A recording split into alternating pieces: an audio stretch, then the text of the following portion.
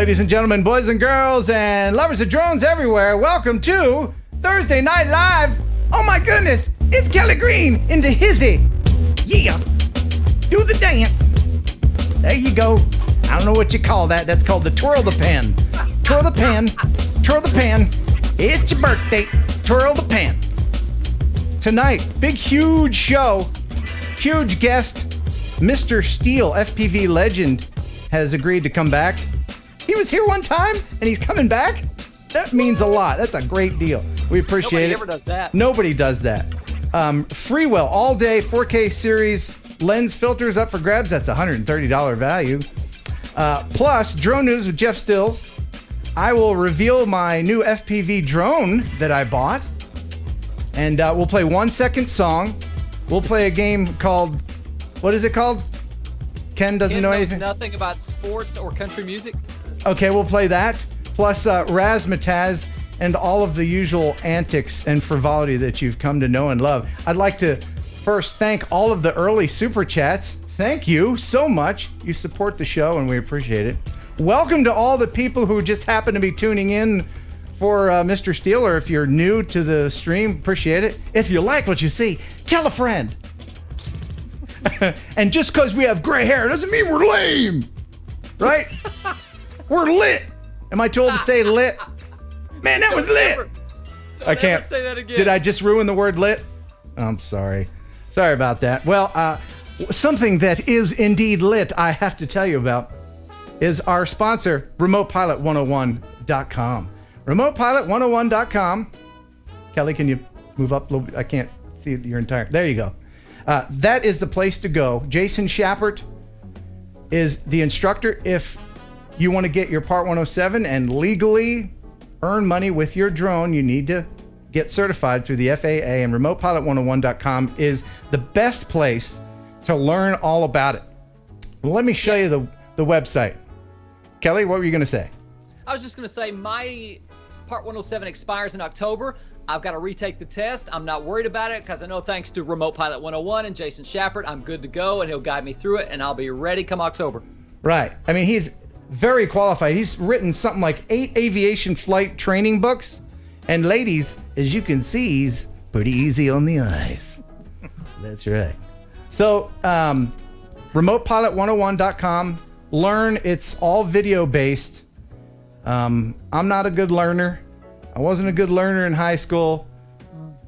You know, it took me all 7 years to get through high school, but if it were video based like RemotePilot101.com, I would have graduated in about 3 years like everybody else. Is that how long it takes? I don't know. It's been a long time. So, RemotePilot101.com. Thank you for being a sponsor tonight. And of course, we can't forget the sponsor that has been with us since the beginning. It's the Yummy Nummy Cadillac of processed meat. Ladies and gentlemen, I talk of a pigeon, a jerky. You'll enjoy pigeon jerky, Woo! the Cadillac of processed meats. You'll enjoy pigeon jerky, and you'll give your family a treat. It's balanced nutrition to help them grow. Yeah! And it's full of fiber to make them go. Here we go. You'll enjoy pigeon jerky. Pigeon jerky, the Cadillac of processed meats. Yeah! Thank you, Pigeon Jerky, the totally and utterly and completely real sponsor. All right. So, Kelly, what is new with you? Tell us what has been happening with you. You know what? I wish I had something exciting to tell you, but the real estate business is, or at least for me, has been slow. I haven't flown my drone in 2 weeks. I'm just hoping to get a call from an agent tomorrow saying, I need you. We've got a new listing. We've got 100 acres of farmland. We've got, it needs droning, but as of right now, the GoPro Karma is sitting right over there in the corner gathering dust. Yeah. Well, you should dust that off because you want it to look good when it crashes to the ground. And with that said, sorry, both Karma owners out there. Let's go ahead more than one?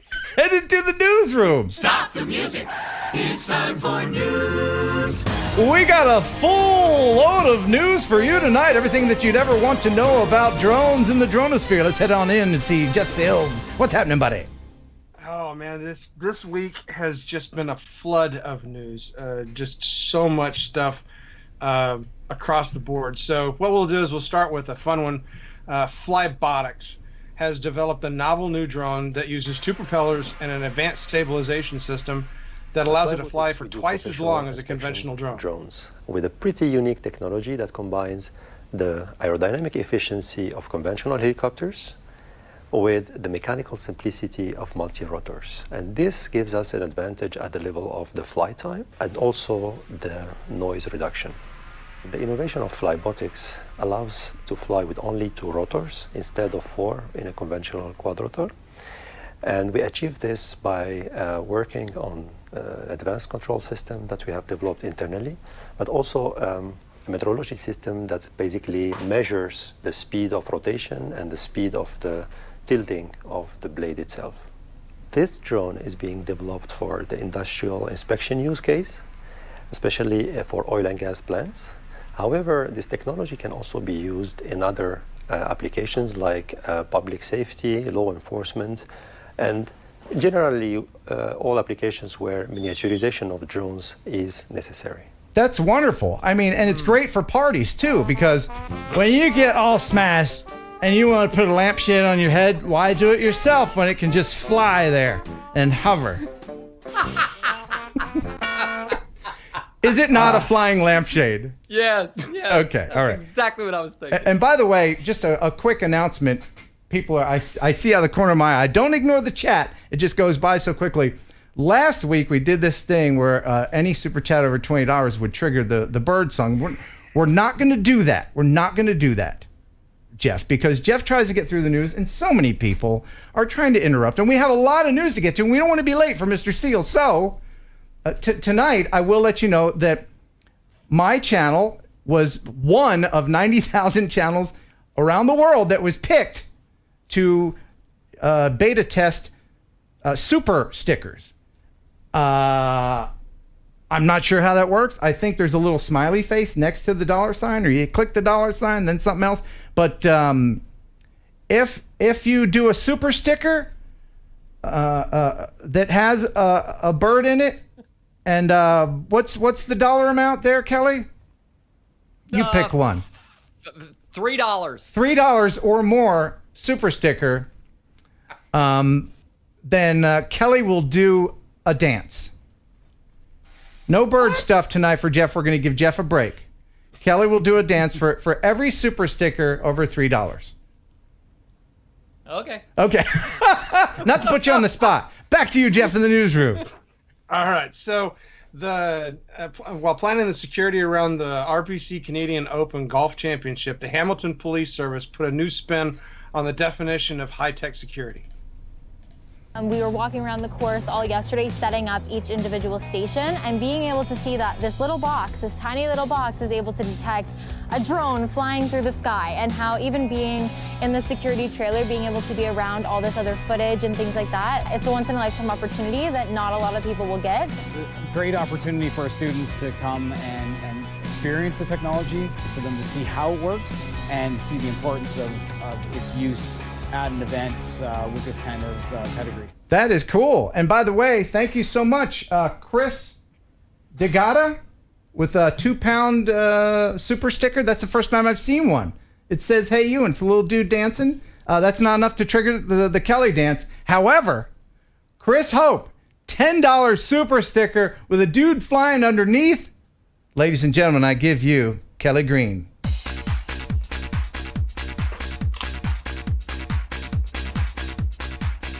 Okay, that's enough. Back to the news. I was just getting warmed up. No. That was only $1 worth. The camera angle was just, I was starting to make me feel weird. I was about to turn around. Artco Drone Solutions, thank you so much for that $3. What is it called again? The super sticker. Yep. Oh yeah. There you go, ladies. All right. This was probably poorly conceived. Now back to you, Jeff. Sorry. I'm sorry for everyone's eyes that you're going to have to boil in oil now.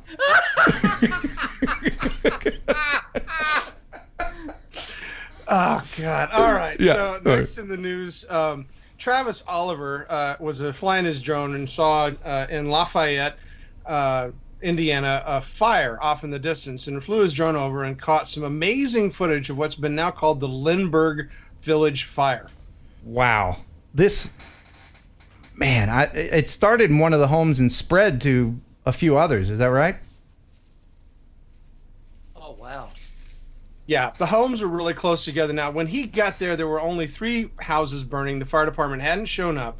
Once he saw that the fire department was coming, by the time he left the area to avoid interrupting the fire department, there were 5 houses on fire. Oh. Wow. And it looked like it took the fire department a little bit to get there. Can you imagine being the house on either side that's not on fire just yet? That's horrible. That is horrible. And very horrible. But you know what will make us feel better is the many super stickers that are coming in. Coffee and Drones, $4 super sticker with a little bird, and Todd Fox, $5 super sticker. Keep it up. Williams Aerial Media, $5 super sticker, and now $14 worth of dancing.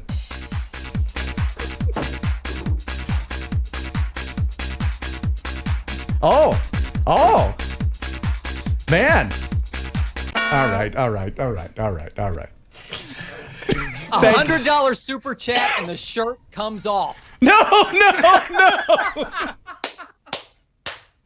Oh, man. What have we wrought? You guys are doing this during the news for all. Yeah, sorry about that. We're just, we're trying to build the energy of the show. Back to you. So, in the next video, we have exclusive video from News Fox 4 that caught a drone flying over a Jasper fire. Oh, yeah, this is horrible. Check this out. This happened just after 11 o'clock on Saturday night near Dolores Way or Drive in Marie Way. You could see the drone flying through the air and the pilot grabbing it out of the air before walking back to his truck and taking off. Our chief photographer, Jeff Deitch, called 911 to report this, and the Washoe County Sheriff's Office did send 4 deputies out there to try and find him, but he was gone by the time they arrived. Luckily, Jeff got a license plate and vehicle description, so I'm told that deputies will try and follow up this week. Generally, the planes and helicopters that make water and retardant drops are grounded at night, but an FAA spokesman told me sometimes they will send scout planes up, even to have some eyes in the sky at night. You also need a special waiver to fly at night. The FAA spokesman said it's unlikely that this person had a special permit. The best is, especially during emergency operations, day or night, it doesn't make any difference. If there's emergency operations going, leave your drone at home, leave it grounded. Don't put it out. You're putting the lives of the community at risk, as well as the lives of the firefighters. Again, it is against federal law to resist or interfere with firefighting efforts.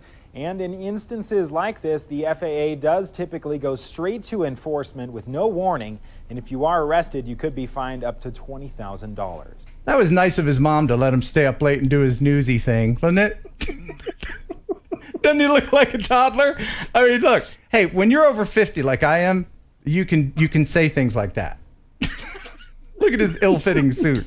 I'm a horrible person. Deep down, I'm a horrible person. Yes. Oh, wait, hold on. I'm neglecting our dancing duties. I apologize. Williams Aerial Media, $3 super sticker. What does it say? Fist bump bird, hit it.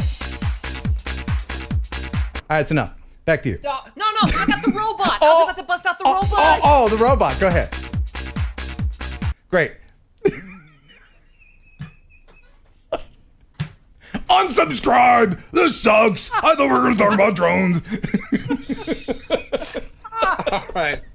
All right. So next in the news, we have essentially what could be considered a face-off in the sky. Columbus police say a drone came dangerously close to one of their helicopters. I said, Dave, that's a police chopper driving around here. What's going on? The commotion started in the sky and ended on the ground here in this quiet North Columbus neighborhood. Police say this drone was essentially playing chicken with their chopper. This one, it was closer, and it followed the flight path of the helicopter and even tried to evade detection from the helicopter by flying underneath. And our crew thought it was prudent to find out who's operating this because it was in an unsafe manner. Police say it was not only unsafe, it was operating illegally at almost twice the altitude allowed. Plus, the chopper flies without doors during the summer, and the drone could have ended up right inside. Every day when we fly, that's a question that goes through all of our minds as pilot in command. What if somebody's flying a drone? What if they don't know how to fly the drone or lose control of the drone? How do we respond? When Columbus police spotted that drone in the sky way too close to their chopper, they knew they needed to follow that drone to find the owner. So when the drone landed right here in this schoolyard, the chopper came down too, right near the playground, and found a drone almost identical to this one. I think that's stupid, in my opinion. But I have a great respect for our police officers, which a lot of people don't, when they put their lives on the line every day to protect us. We have to be vigilant in our scanning during flying, and we have to take evasive action when we can. If you see a police helicopter or any aircraft that's at a lower altitude, land the drone. Absolutely. This is why education is so important. You know, all this drone craze is still going, and everybody doesn't know all the rules, or can use common sense. Just use common sense, people. Yeah, when I read the story the very first time, it didn't sink into me until they were talking about how the pilot had deliberately attempted to evade the police officers by flying underneath them, by basically trying to hide from them.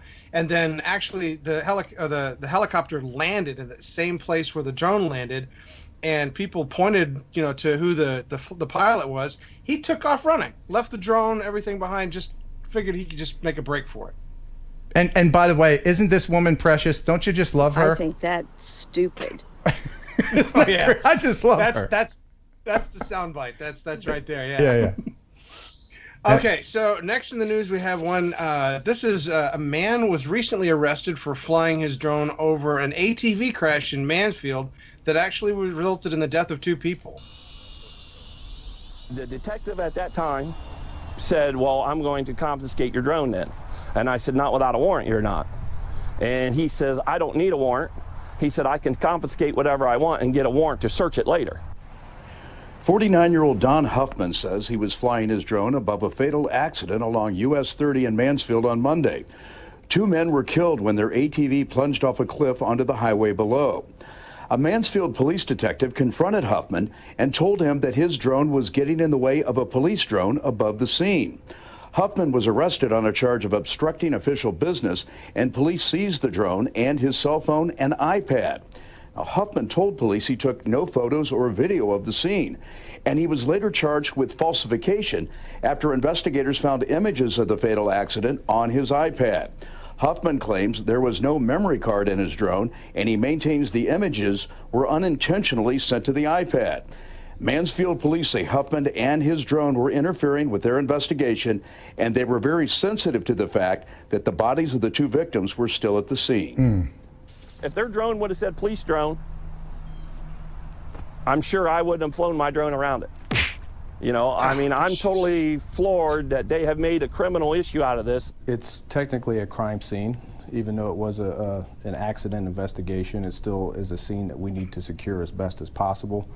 This continues to be a challenge for us with new technology and people wanting to take photos, that they shouldn't, obviously, in a crime scene, because it's just, to me, it's just not right. Let us do the work. We will release information and go from there.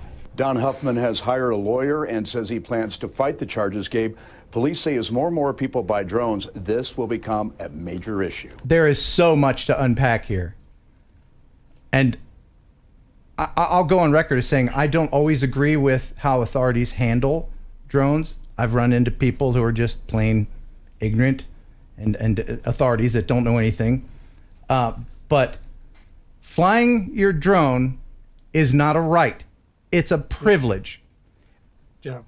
It's just like driving your car. You don't have a right as an American citizen to drive a car. It's a privilege.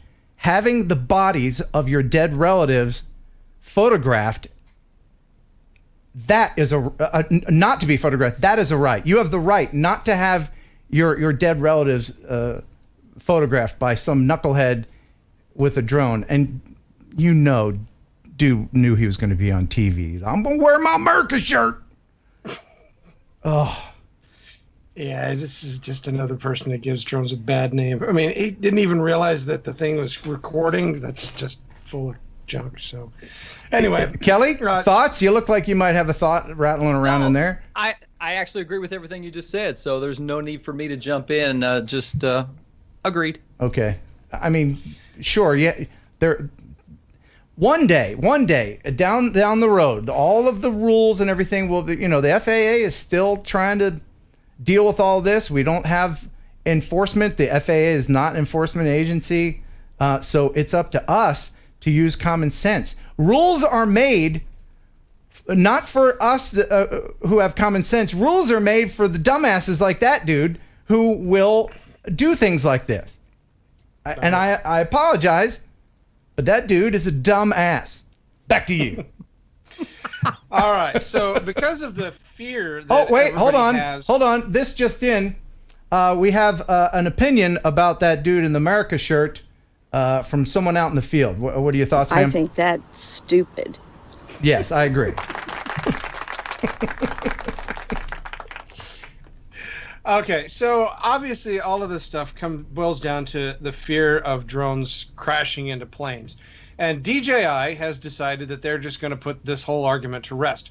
So the Civil Aviation Administration in China, working with an experimental aviation industry, did a mock-up of an airline cockpit and launched it at high speed at one of their drones, which is the DJI Phantom drone.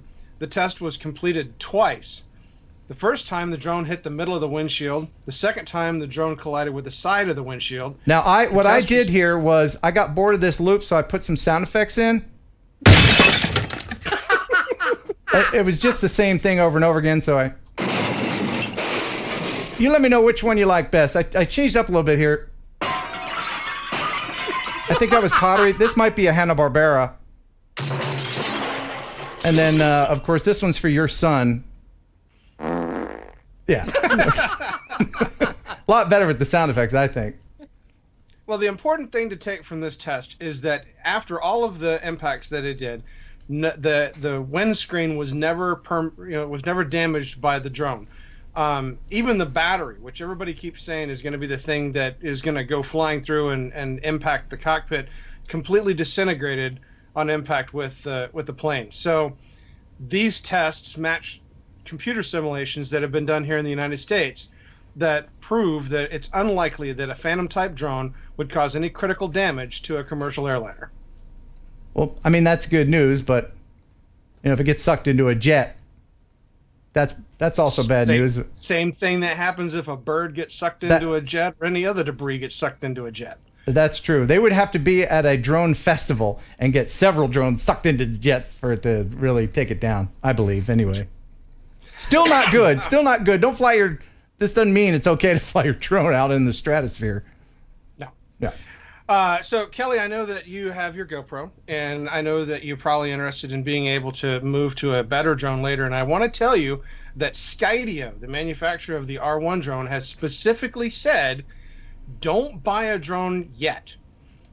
They are going to be releasing in October the R2 version of their drone, which is going to be the next version of the Skydio drone. Now, if you guys are familiar with the R1, this is the drone that had cameras all the way around the edges of it that could fly through forests and evade things and never collide with anything. The R2 is going to be the updated version, and the initial information that people are speculating on, this is all speculation, is that it will be smaller than the R1. It'll be a foldable version. It'll have a remote, and it'll have the same technology that the R1 does to allow it to avoid objects. Now, will George Lucas be able to sue them? R2? I saw some people in the comments already. Yeah. So, no, don't tell Kelly about that. He is in love with his karma. That is it. It's the end-all, be-all of drones. That's it for me. I'm locked for life. I'm very monogamous with my karma. Yeah. Toke. All right, let's blow through the news because we don't want to be late. We don't want to make Mr. Steele wait. All right, next we have the MIT CSAIL. They've designed a drone that can switch between hovering like a traditional drone and gliding like a fixed-wing airplane. Oh, cool. This is a test of the system that they have in place. They're still working on trying to refine it to be able to get, I guess, better performance from it in forward flight with the propellers.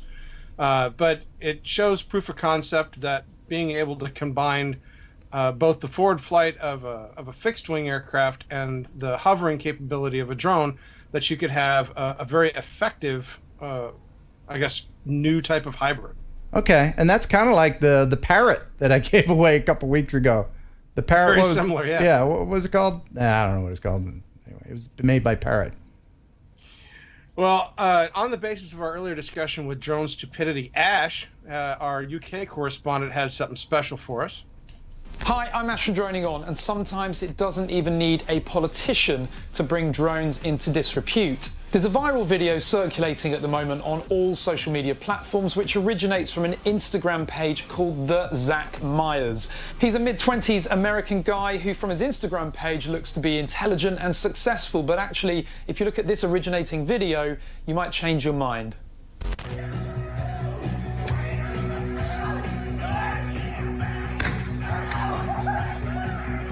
Oh, man.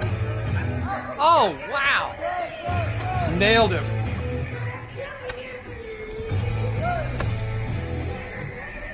Jeez. The video shows a rather empty party with a drone hovering above, which appears to be a DJI Mavic. Attached to that drone is a firework, which starts launching fireworks towards an individual at pretty close range. In fact, there are actually a couple of direct hits, after which that individual hides under the table.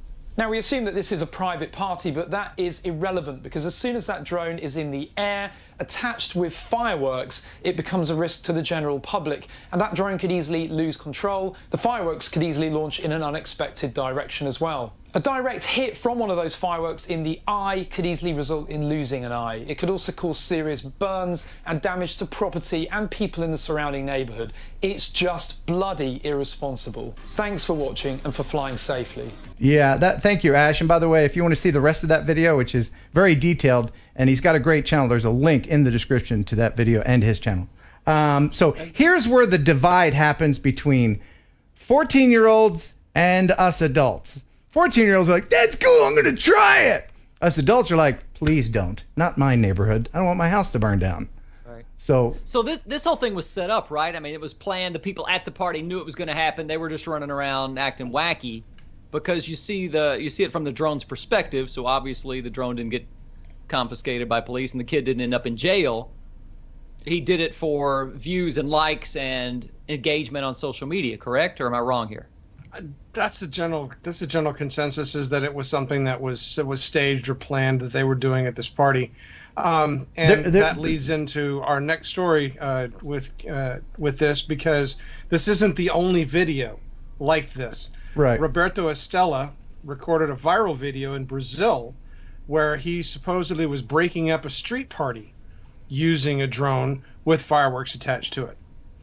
So this has also been proven to be a staged event for views and social media. Wow.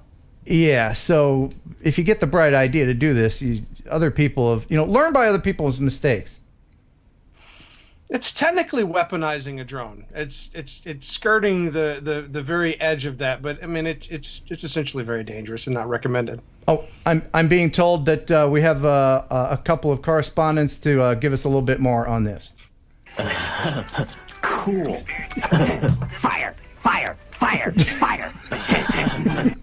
No, not cool. In fact, I would say, oh, I'm sorry, we have someone else to speak on this. I think that's stupid. Absolutely. Don't do that. All right. Speaking of fire.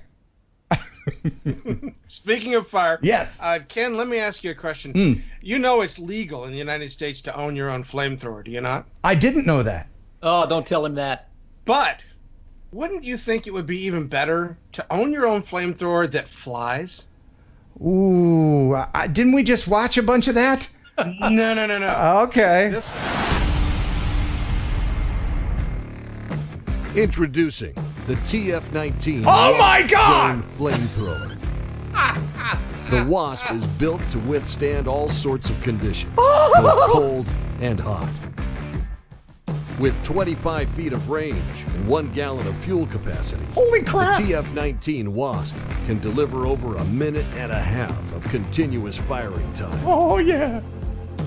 Designed to reach new heights, it wields an array of utility for professional users who demand tools that exceed expectations. I demand tools that exceed expectations. Quickly refuel and make CG adjustments with one simple motion and no tools required. With an onboard FPV camera, pilots have a real-time view to navigate confidently through complex environments. Constructed from ultralight 3K carbon fiber, the TF-19 Wasp is built to support maximum flight time while holding strength paramount. I think I'm in love. Instantly deliver precision streams of fire with the TF-19's high-power plasma ignition system. A game changer for clearing vital infrastructure, igniting remote vegetation, and eliminating pests. The Wasp attachment is a versatile fit for any system and capable of any mission, no matter how tough. Wow, that is cool. And I was reminded in the chat that it's okay if it gets out of control, because you know you can always pee it out. Look, you and your buddies are in the woods and you got your flamethrower drone, right? You're like taking care of wasp nests and squirrels and all that thing. Man, if it gets out of control, you've been drinking beer all night, just pee it out. Pee it out, y'all. Anyway, thoughts on that, Kelly? I know people you guys just berated those two kids for the Roman candle drone, and now you're getting all excited about flamethrower drone. It's even worse than Roman candle drone. You're being hypocritical. Well, no, now, that's not a cool thing. Now, hold on. The flamethrower drone is a tool. The Roman candle drone was a misused firework. Now Jeff said, well, if you think about it, those are weaponized drones. How is the flamethrower drone not a weaponized drone? Well, if it's misused, it can be a weaponized drone. But it's a calibrated surgical tool that people use those to clear lines, to clear the plastic off of lines, and it's very. I think I should probably have one. They also use drones similar to that, Kelly, for being able to create the counterfires that the fire departments use, so that they can do controlled burns. So, I mean, there is a practical use for that particular type of device. Hold on a second. Thank you very much. This just in, I have more about this. It's also really freaking cool. That's what it says right there.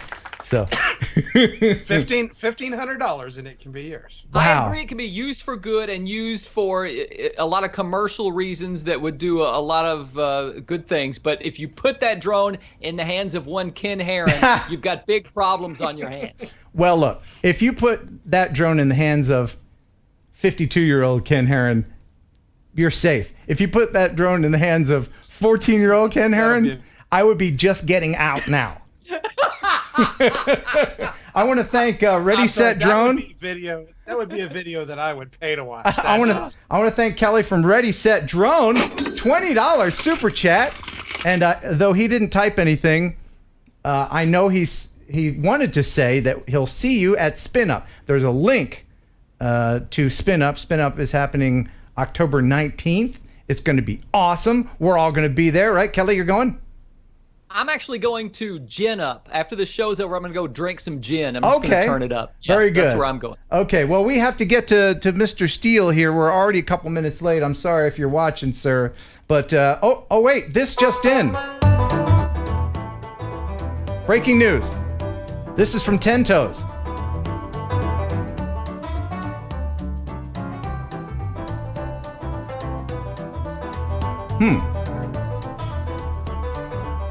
Wonder what the news is. Oh dear, it's a swarm. Oh wow. What are those? What are they? Well, I don't know what those are. Jeff, what were those things flying around? Those are birds.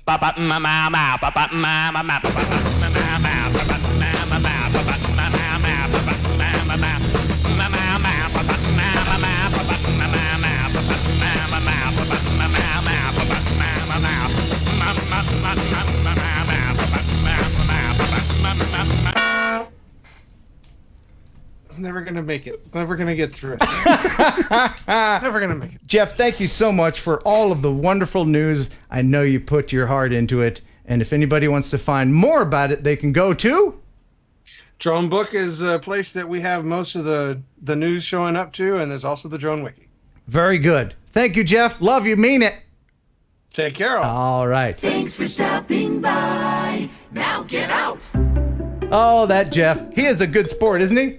He's awesome. Yes. So now we're going to bring in FPV legend and lit human being, Mr. Steele. And now here's Kelly with a joke. I was in a liquor store yesterday and an employee asked me, "Do you need help?" I said, "Yes, I do, but I'm going to go ahead and get this bottle of whiskey anyway." Alexa, tell me a joke. Where does 007 invest his savings? Where? Bonds. Stocks and bonds. Ah! Beat that! I think Alexa has you on that one. Did you hear about the two thieves who stole a calendar? I did actually. Got 6 months. Oh, you heard that? I did actually hear about that. I heard about that. Thanks for reminding me. Yeah. So, we're waiting on Mr. Steele. Ladies and gentlemen, hopefully this is him. Hey, there he is. Welcome, sir. What up? Hey. Can you give me like well, I'm not on my phone right now. I can go get on a computer. Sure, yeah. You want me to call you back? Yeah, call me back in like 5 minutes. I'll call you back in 5 minutes. I'm sure we can fill the time. Okay. All right. All right. Talk to you in a bit. Bye. All right. So now here's Kelly Green with another joke. I've got more jokes. I got more dance moves. We can go all night waiting for a Mr. Steele.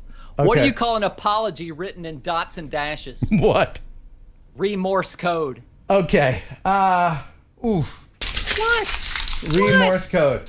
By the way, let's talk for just a minute about this thing. This is the FT Aviator joystick drone controller. And the developer of this will be on the show next week to talk about it. His name is Scott. Oh, Lord, his name. Scott Parazinski. I got it. Scott Parazinski. And he made this from his experience of going to space. Isn't that cool? He's an astronaut? He's like a real live certified astronaut? Yeah, he's been in space and he developed this thing. While in space? He did it in space. He was dancing on the rings of Saturn and inspiration hit him. So when you want to, we haven't used it yet, but we're going to figure this out on Sunday. We're going to make a video. And so what you do is this is, forward, backward, left, right. Yaw is just twist. Oh, and here's a really cool part. This thing is really well made. Check this out. I'll turn it on. And look, there's even a display in the thingy. Situational awareness. Isn't that cool? Will that pair with the GoPro Karma? Yes or no? Like wine and cheese. No, it won't. When Mr. Steele comes back, we've got FPV prizes to give away. We got a thingy. It's a gesture box. I'm not that familiar with all the FPV lingo yet. Got a DVR. I guess that lets you record your FPV stuff. And it's all from FXT Technologies. Oh, we got... okay. Thank you very much for the reminder. It's Kelly from Ready, Set, Drone. Scott Parazinski is speaking at Spin Up. So we're going to have an astronaut at Spin Up. Again, there's a link in the description. So now, let's do one more thing, and then I'll try to call Mr. Steele back. Bibbidi-bop. Bibbidi-bop. Did you want to give something away really quick? Do we have time for that? No, we probably... I know something we can talk about real quick. What is it? The Face app that is sweeping the nation on Facebook and Instagram, an app that makes you look 20, 30, 40 years older than you really are, and everybody's talking about it, and everybody's posting it right now. Yeah, I didn't know about this until you sent me that picture of me, and I thought that was just the meanest thing you've ever done to me. I get a text, bloop, and then there's a picture of me looking 80 years old, and I didn't know how he did it, but there's But look at me. I look 90. You look like a raisin. You do. And what happened to Creepy Baby there? How come Creepy Baby didn't age? I should have. It wouldn't let. It couldn't find her face. The software is so good it wouldn't find her face. Wow. And this is called the what app? Face app. Face app. I don't think I look that bad. Look at your hair, and I guarantee you'll have that much hair at age 75 or 80. But I will have nothing near that much hair. Oh at yeah, 80. yeah. Your hair is. Quick aside, I'll give you a little insight. Kelly and I, if you're new to the stream, thank you for watching. We do talk about drones eventually, but Kelly and I did a show on the radio for many years, and so I know him pretty well. And one of the things that I know irritates him, aside from germs, he's a germaphobe. One of the things I know irritates him to no end is whenever I get a haircut and I come back and I go, man, they had to use the thinning shears on me again. Man. Put your head into the camera. Look. I can't see, but can you see my bald spot? Yeah, I can. But you know what? It's okay because along with the fabulous hair in my head, I also have a forest of back hair. So there's that, ladies. Yeah. All right, so I think we've given him enough time. Let's try Mr. Steele again as Alexa, tell me a joke. What's the best thing about Tuesday? What? It's no longer Monday. Wow, that's 100 times worse than anything I've ever thrown at you. That was horrible. What you got, Kelly? What happens when you eat aluminum foil? What? You sheet metal. You sheet metal. You sheet metal. That was pretty good, man. Thanks. I like that one. And just for fun, camera 2. Ooh, I never use camera 2. Camera 2. Stuff. Oh. What up? Hey, it's Mr. Steele. I hear you. I don't see you. I see him. You see him? Oh, there he is. Yeah. There he is. Hey, welcome to the show. Thank you for wearing the scarf I sent you. I'm glad you like it. Did it fit? Oh, yeah. Man, you are, thank you for making time to be with us. You are just, I admire you and your skills with the FPV drone. Thank you. Yeah. I've got some video I want to share. If people aren't familiar with Mr. Steele, of course, there's a link in the description. Kelly, have you seen any of his stuff at all? I don't think I have. Maybe when you show it to me, I'll be like, oh, bingo. Okay, he's that guy. Yeah. Yeah. Well, Steele, you have to understand, Kelly here has a family. You know how family can distract you from... I don't know what that's like. All right, so I'm going to play a little clip from your video called God Mode. I don't know what God Mode is, but maybe you can talk us through this. And I like the way that you show both the good camera and the FPV camera and your fingers. And thank you for pinching. Thank you. That's what I try to tell everybody all the time, to pinch. That is just nuts. Yeah, I guess that's a fairly impressive part of the video. I don't know. It kind of like, if you break it up into what it is now, where it's just like segments, it looks like I'm just out of control. Well, clearly you're in control. How old were you when you first picked up a drone and controller?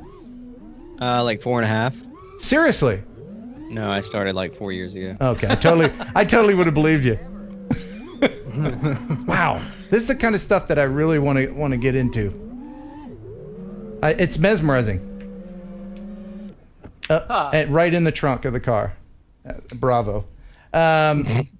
So, tell me about what God Mode is. What is that? Is that just something you made up, or is that a term in the FPV world? No, it's not a term. I'm sure it's a video game term where basically you just are invincible and don't crash or don't get killed or okay. I got you. So would you say that now clearly this is a photography drone, mostly people watching, but there are a few that like myself would like to make the jump over into the FPV universe. How difficult is it to start with that, especially if you've gotten used to the whole GPS stabilized world of photography drones? Depends how old and crusty your hands are. Right. That's true. Hold on a second. It's really pretty dark in here. You have to learn how to repair and build your drones. One thing that I learned is you can't keep your FPV drone shiny. A company sent me this is a ready-built one. Most of the drones you see on FPV channels aren't. They build them themselves.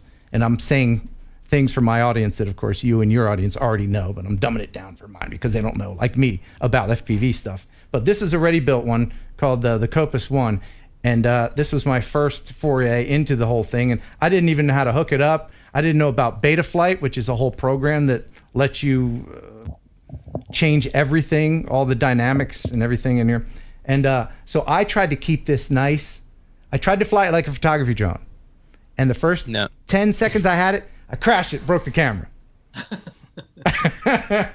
So yeah, there's the hurdles that you just need to, like mental blocks that you just need to get past. Because, I mean, if you had to guess, how many propellers have you broken in your career? I actually have them all downstairs in a bucket. You keep all your broken propellers? Yeah. That's a great idea. I have like it's about, I don't know, I would say like half a bathtub full. Wow, it's probably time to recycle that plastic.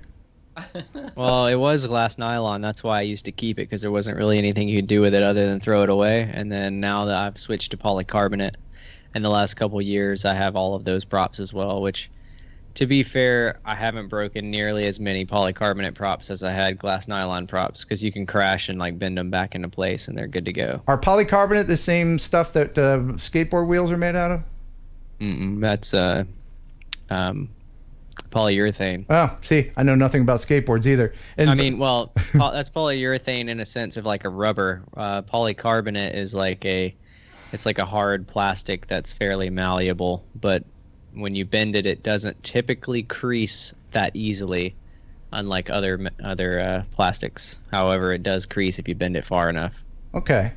Well, I'm going to show another couple of your videos here to let the people who may not be familiar with you see what you're all about. One of the first things I saw was, and I was so impressed with this, and what a great idea, where you took your drone, put some sponge on the bottom, and flew it up and slapped it on a water tower. So check this out. This takes a lot of skill. I've been informed that I need to stick something on this tower here. Let me see that. We got the sponge. It's not at an angle, but it'll work. Stick it. So let's see. I made that music too. Putting one of these up there. Oh, cool. Nasty mustache, which is like so fitting. Yeah. No. Or like this. I feel like I would go like this. Yeah, this is the easier way.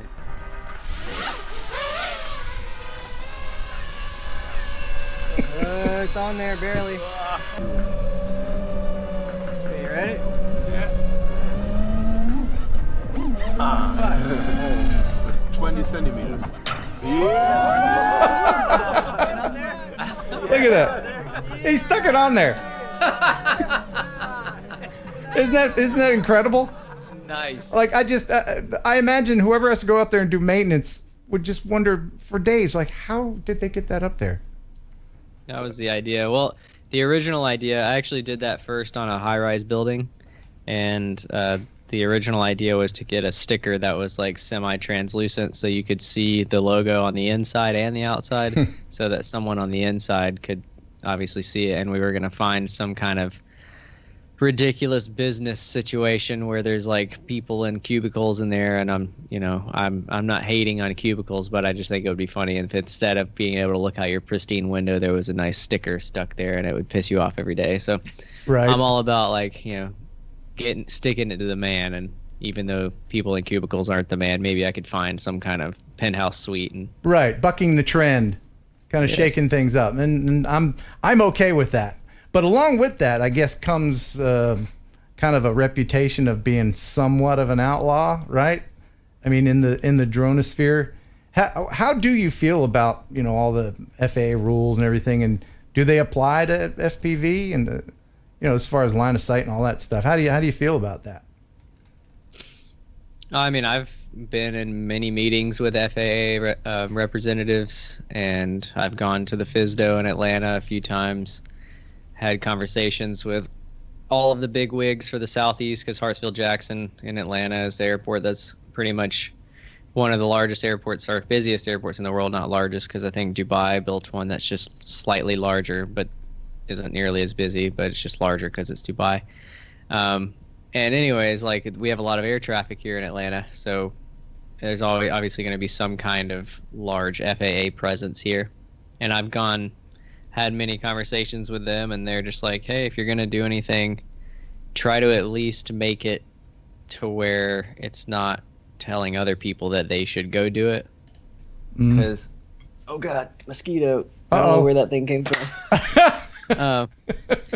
But yeah, I mean, I've gotten in trouble. Well, technically I haven't gotten in trouble. I went into, got arrested and went into a holding cell for flying FPV, but really it was for trespassing, because the FAA, one of the guys that originally was trying to get me in trouble, realized that I was actually doing everything underneath legitimate law. Because like diving buildings in Florida and diving buildings in Atlanta were really what I got called in for, because they were like, oh, you can't dive down the sides of buildings with drones, that's not legal. And I'm like, technically it is, because I'm within 400 feet of this of the building, and unbeknownst to me at the time, technically we were accurate, but there is like a stipulation to where if you're in controlled airspace like B, C, or D, then you technically can't do that.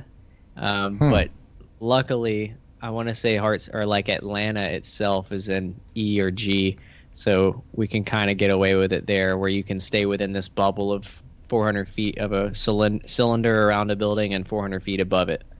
So, and I don't know. You've been all over the world flying. What are some of the friendlier and least friendly countries as far as flying drone that you I've found? never been hassled ever for going anywhere with drones. Mainly, the two places that I probably would have been hassled were Dubai and the Ukraine. However, both times we had like people in higher positions in government, and they like kind of waved us through. Okay. So I didn't really get any kind of hassle. Where if you were to go to like Dubai now, they would probably confiscate your drones at the airport, and then they would give them back to you when you came back to go home. Do you think that the laws are becoming more constrictive as time goes on? Like probably a few years ago it was more wide open. To be fair, I think it kind of like there was an influx. Basically in 2015 and 16, there was like a huge surge of drone popularity, regardless of whether it was FPV drones or DJI or whatever, what have you. And then in the last like 3 years, I would say 2 years really, it's kind of tapered, and drone is not really a buzzword anymore. And the only people that really freak out on it are like countries that don't really know what it's like. It's kind of a buzzword to them now, where the US 2 years ago or 3 years ago it was a buzzword. They just see like this one video, and all of a sudden everyone at the airport is like, no, drones, there, you can't let them in. And it's like, you don't even know what this drone is capable of. I could fly it right now down this freaking hallway in the airport. Not saying I would, but you know, you must go everywhere you go. You must look at everything like holes in buildings and statues. Like, yeah, I could make that, or flying under cars. And I'm gonna play a little bit of something that you recently posted here. And this is the kind of thing that I'm just so impressed with. Like, how do you get your situational awareness to be able to? You must get into a zone. But I'm having a conversation about a plant right now. I'm not really in a zone. Yeah. Yeah, you're talking, and I think you're talking about drone insurance. I love the sound of the motors. Yeah, those are some 1800 kV motors, which is a little bit faster than I typically run. I'm testing some stuff out right now. Kelly, what do you think about all this?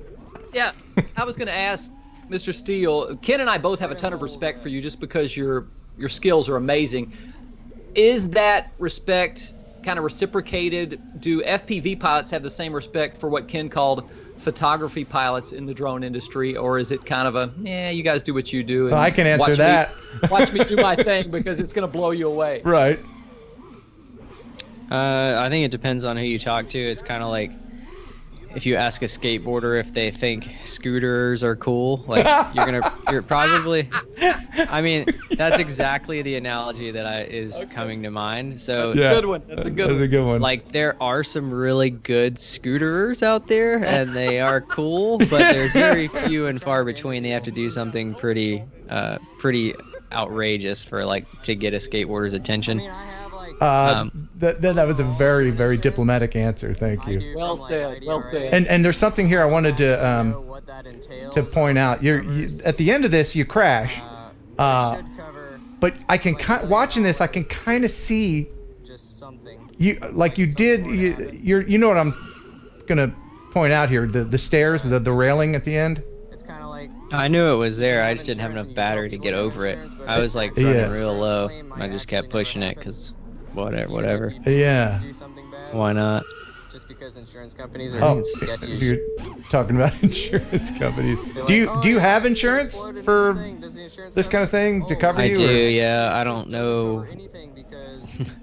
Apparently, it's like $1 million liability, like anything goes insurance, but I doubt it. Like, I you don't want to test go out it tomorrow and just like crash into something and then call this insurance company that I have. I'm not going to throw them under the bus entirely, but I don't really trust their insurance policy just because of how not shady they are, but how unprofessional it seems. And I kind of know the people from a long time ago. I'm not saying that they're bad people. It just seems like they hopped into a drone insurance and saw like money and didn't really think about what would happen if actually someone made a claim.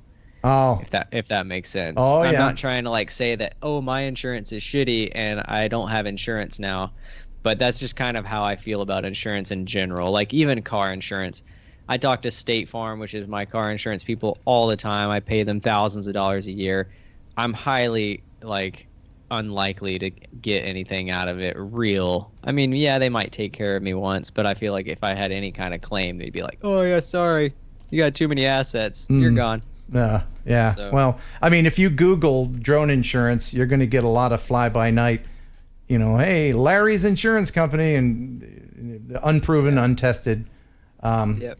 But there are good options out there. Now, there's people that have very strong feelings, like I was saying, about drones.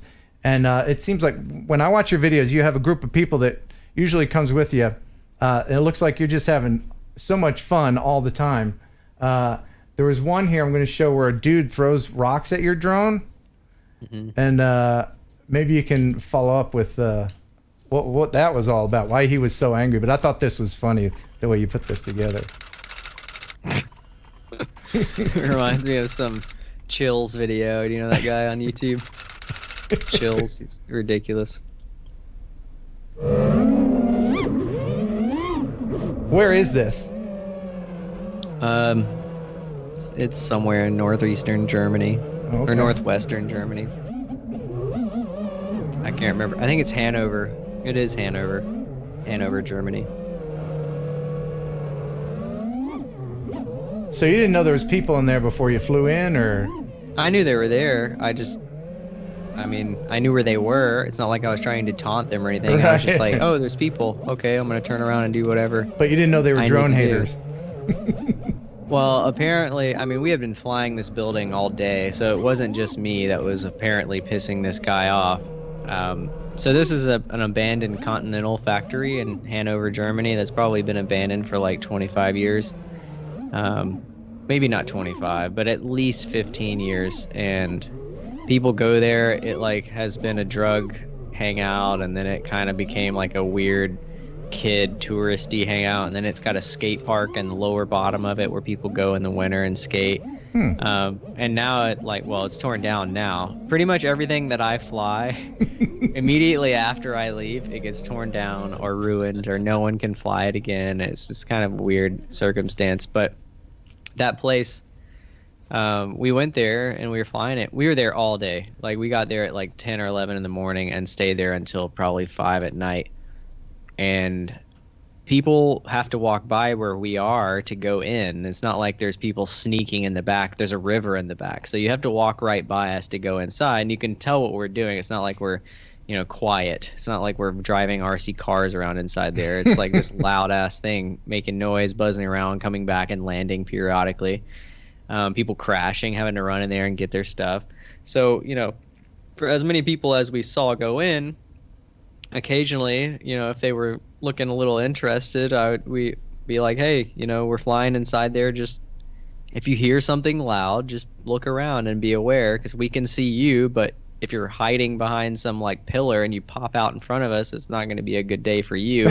And technically, we're not trespassing, so you're going to be the one that gets in trouble, regardless if there's like an incident filed and the police have to come, because our drone is not touching anything, so we're not technically trespassing. So we're visually trespassing, I guess. But anyways, these guys are just walking around in there doing their thing. I'm gonna just go ahead and say I walked around in there too. They can't prosecute me. I'm in another country and that place is completely torn down now. But we walked around in there and looked and saw where the places went, where the holes were, and yes, that dude and that chick apparently were in there like ballroom dancing, like trying to have a romantic date. Okay. I didn't know this until they came out later, and I watched the video like a couple days later and saw them dancing in a previous flight. They were not like talented ballroom dancers shooting a video or anything. It was just like, hey, you want to go to this abandoned place and I can like rub your chest and we can dance or something. Like, it was kind of a sleazy date situation, but hey, and I flew in there and I came in there and I saw like a human shadow, and I kind of just flew in that general direction to see where they were and if they were moving, so that if I came in through a window, I wouldn't hit them. Yeah. Or at least know where they are. And yeah, that guy just started freaking out, and I'm sure that impressed her. I'm sure she swooned as soon as he was protecting her honor from the dastardly She really drone. swooned when he walked by our big group of people and cowered. Yeah. I was pretty mad. Like, it doesn't look like it in the video, but I was like ready to walk up in there and at least confront the guy. But I was like, you know what? I'm in another country. I'm not trying to get stabbed. So Right. Yeah. You don't want to spend a night in jail with a bunch of people who don't speak the language. Not that Germany has too many stabbings or anything, but Right. whatever. I didn't feel like my blood pressure raised real. That's why I was taunting the guy. I was like, fuck this guy. I'm going to fucking hit this guy in the face if he hits me with a drone. Like, that was my initial reaction, was why is this guy throwing rocks at my, $1,000 flying device? I can tell you're upset because I wasn't ready with the bleeps.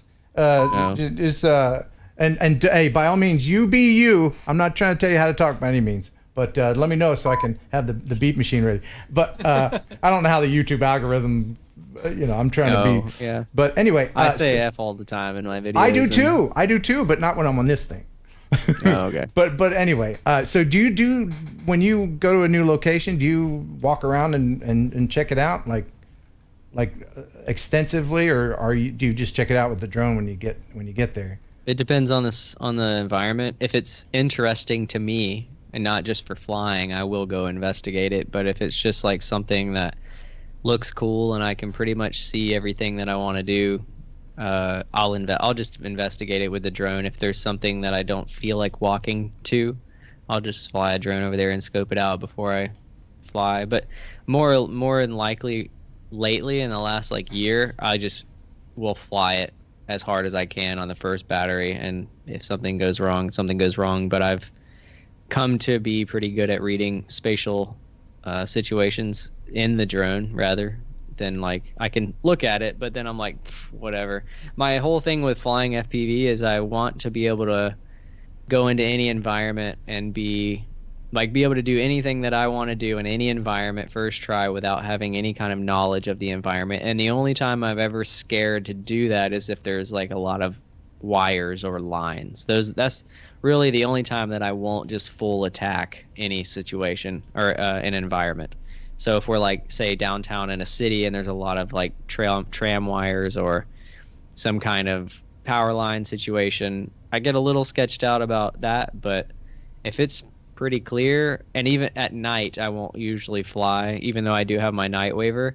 I typically won't fly at night unless I've been there in the day and seen that there aren't any wires, because that's really the one thing that you can't see. It's not that you didn't see it, you physically can't see it. You're just going to hit it if you get lucky enough to find it in the air. That's true. And a lot of photography drone people see the FPV footage, the cinematic result from the GoPro being on the drone, but you are seeing it through your FPV camera, and it's not as good of a signal, and that's the thing that for me is difficult to go, because in photography drones, I mean the signal, the video signal is rock solid, but you have to depend on these little I call them kind of jinky cameras, and a different kind of technology which isn't always very dependable.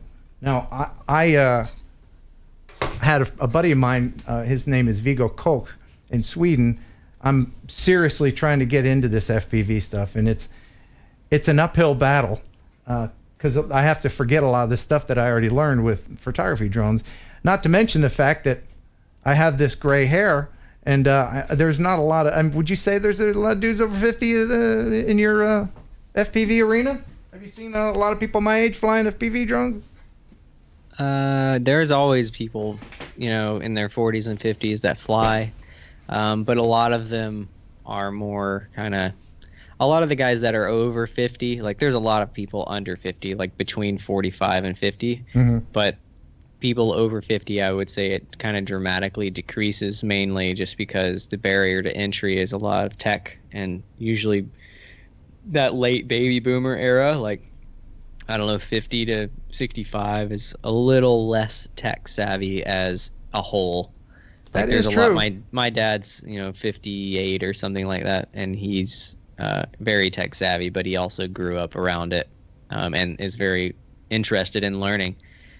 Where most people are just like, nah, I don't want a cell phone. Just give me my flip phone. So it depends on who you're talking to and what generation they're stuck in, or what decade they're stuck in.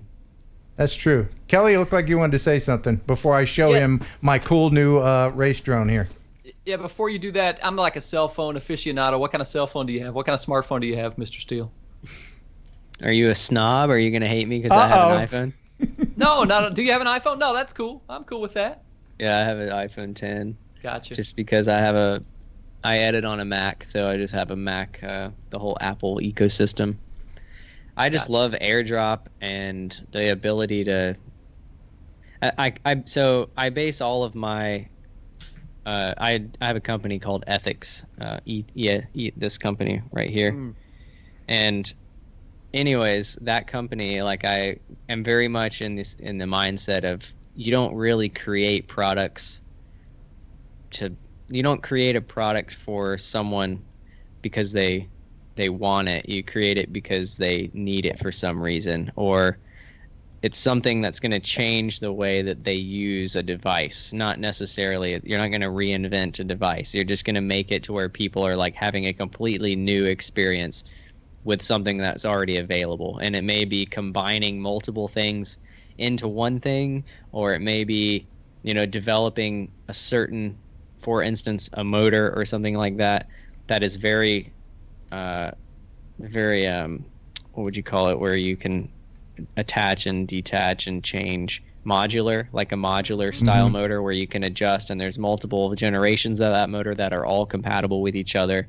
And you can, like, say you had a motor from 2 years ago or something, all you need to do if you want to upgrade it is you can change the bell on it with a twist of a screw, and then all of a sudden you have a steel shaft, a lighter bell, and it makes more power, and it's like also refreshed. And if you want to replace bearings, you can do that. Where like most people are kind of under the mindset that this stuff is disposable, so you buy it once and then you crash it and then you replace it, which for the most part, like propellers are like that, and and motors typically can be like that, but it's funny. So about every year or so, I come out with a new motor, like a new Mr. Steele motor, and it's actually pretty hilarious because by the time that the new motor comes out, I'm still flying the prototype of the version before that. Like, I don't even put on the production model motors on my main. I mean, I have quads with production model motors on them, but usually my beater quad, the one that's like seen the most abuse, is the one that I just keep repairing because I don't care about it, and that's kind of what makes it cool. You can just fly it like you stole it, because if it crashes, you're like, whatever, and you walk over to it. Right. But usually, for the last 2 motors that I've made, I had my Gen 1 prototypes on a quad all the way until the Gen 2 came out. Then I had my Gen 2 prototypes on another quad while I was testing them, and those stayed on a quad, and I still have that quad with those motors on it right now, and I'm still flying it. And that was over a year ago that the Gen 2 motors came out. So just to recap, iPhone? This is the kind of thing that I'm talking about. With me, anyway, I get lost in all this stuff. And again, we're talking to Mr. Steele. If you're just joining us, if you're a photography drone guy, guys at Mr. Steele's level, they make their own products. They have their own companies, and of course, they build their own drones. And I thank you for making time to talk with us. But if I'm going to make this delve into the FPV world head first, I feel like I'm going to be overwhelmed by all the terminology and all the things that I need to know. I went ahead and I invested in this is my drone. It's a box full of parts, and I don't even know how to put it together. So I'm gonna have to have somebody that knows more than me. I mean, I got a frame, I got motors, I got cameras, but I don't know what. I'm kind of overwhelmed. What would you say? What was your advice to me? Get out now, sell it before I put it together, give up. What do I do, Mr. Steele? Help me. I mean, you got a lot of drones on your desk behind you. I feel like you can figure it out. Yeah, well, I appreciate the confidence. I did this one on someone's advice. This is a little Whoop drone. And, Beta FPV. Yeah, one of the first things I did was try to do acro, and that was a hilarious series of accidents. But I guess that's kind of... when you took to your drones, did you just take to them right away and that was it and it was love and you walked off into the sunset, or were you crashing all the time like I am at this point? I mean, it's kind of like riding a bike. You pick it up, but if you're trying to push it to its extremes, like anyone can buy one of these things and figure out how to cruise around in an open field very quickly. Mm-hmm. But if you're trying to like do freestyle acro and fly in very tight proximity locations, you're going to crash. It's kind of a spatial awareness thing, and until you get used to what your aircraft can do and what you can do and how your reaction times are, then you're pretty much just stuck in a limbo of crashing forever until you either figure it out or you don't push yourself anymore, and that's kind of when you stop crashing. Or you run out of money. Stop.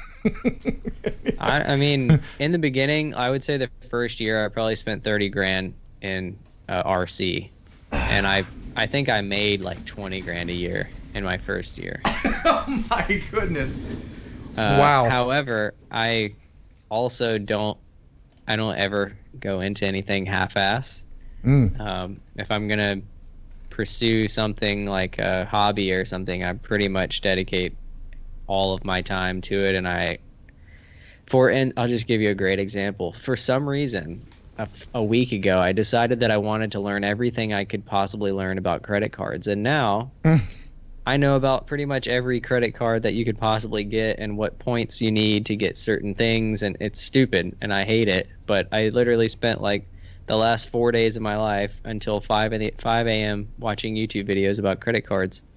Wow. And it's just useless information, but that's kind of what I do. Like if I have an idea of something that I want to do, I'm going to read and learn and read forums, watch videos. It's a lot easier to watch videos now, but when I started flying FPV, it was a lot of RC groups, which was a forum that's probably not... It's actually still around, but nobody uses it. It's kind of switched over to Facebook groups, which If you want my honest opinion on those, they're pretty cancerous. It's pretty much just people shit talking and doing things that they shouldn't be doing, like spending a lot of time on Facebook, which is not very healthy. That's not productive, no. But I'm the same way about food. Like I'll find a food that I like and then just eat it until I get sick of it. That's not a good example. I do that with music, but I don't do that with food. Oh, okay. All right. Well, all right. Well, I have committed to try to at least get to where I'm beyond just cruising around in an open field. There's a path that I've set up, because people ask me this question all the time, like, how do I get into this? And I made a series earlier this year called How to FPV, and it's got 9 videos in it, I think, right now, and it would totally get you off the ground. So like the first series would be like, hey, this is the cheapest radio you can buy, and it will take you all the way to being a pro level pilot. Because like pretty much in our industry, there's a couple radio companies out there, and the main one as of right now, hopefully they won't be the main one forever because they treat people like crap and it's just a very shitty company. But FR Sky is the company, and they make a couple radios that it's just cheap and it works well.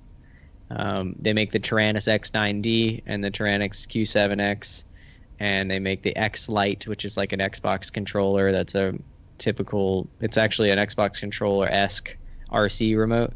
And then those things, you buy one of those for $100-$200 at most, and then all of a sudden you can do anything. You can plug it into your computer via USB Mini, and you can download simulators, and you can fly it exactly like you were flying outside in the field. The only difference is you don't run out of battery.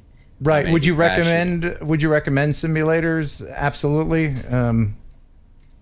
So it's funny. So about a week ago, I'll just give you a quick story, because there is a guy over 50 that came to my house today, and I built him a drone, and we did a bunch of stuff together, and he's kind of like brand new to the hobby. So it would be exactly like for like probably even newer than you, like even greener. It was my dad recommended this guy to come out. My AC, I just bought a house, and my AC took a dump like in the first 3 days that I was living here, and it's the middle of July in Atlanta, which is hot. So this dude came out, and we ended up like kind of chatting a little bit, and he had to replace the motor in my fan situation outside for the AC unit. And he came inside, and he's like, dude, this is really cool. I love what you're doing here. I'm like really interested in what you're doing. Is there any way you could help me get into this? And I was like, sure, whatever. And he handed me the bill, and I was like, okay, cool. And I started pulling out some money, and he's like, all right, look, do you think we could like barter something where I don't charge you for this and you help me get into the hobby? And I was like, sure, whatever.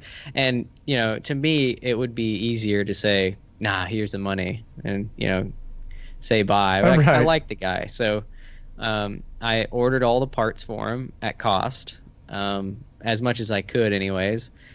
And then they showed up, and he came over today this morning. He had nothing, literally nothing. No RC experience whatsoever, other than his father flew collector pitch helicopters. And I set up his radio. He got Crossfire. He has a exact build Mr. Steele Alien that I built in front of him, talking to him the whole time, telling him exactly what I'm doing.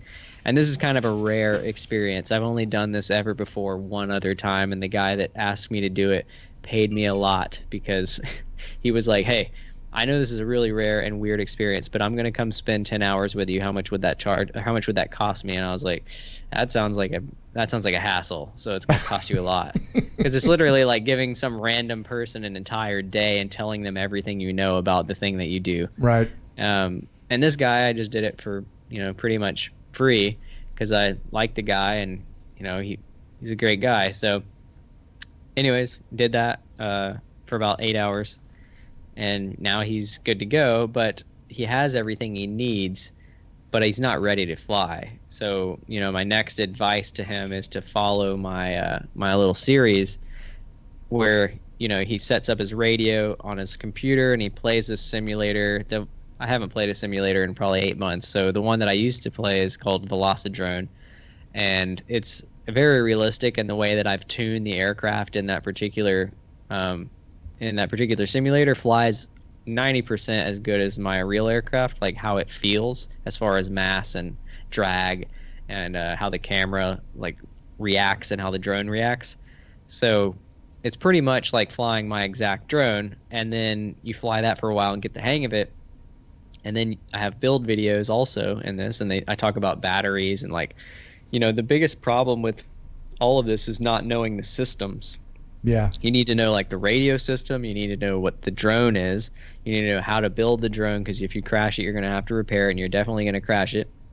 You need to know about batteries, because this isn't a DJI smart battery. You don't push a button and 4 lights blink and you're like, oh, it's good to go. And you plug it in and it goes. Yep. You got batteries. You need to know how to discharge them and charge them, and when to not leave them fully charged and when to not leave them fully discharged. You need to understand lithium polymer technology and like how many cells you're going to run, what kV motors you're going to run. You don't have to get super in depth, and that's kind of what I'm doing with what I've been creating over the last 4 years, is a formula that works really well for me, and it works really well for a lot of other people too.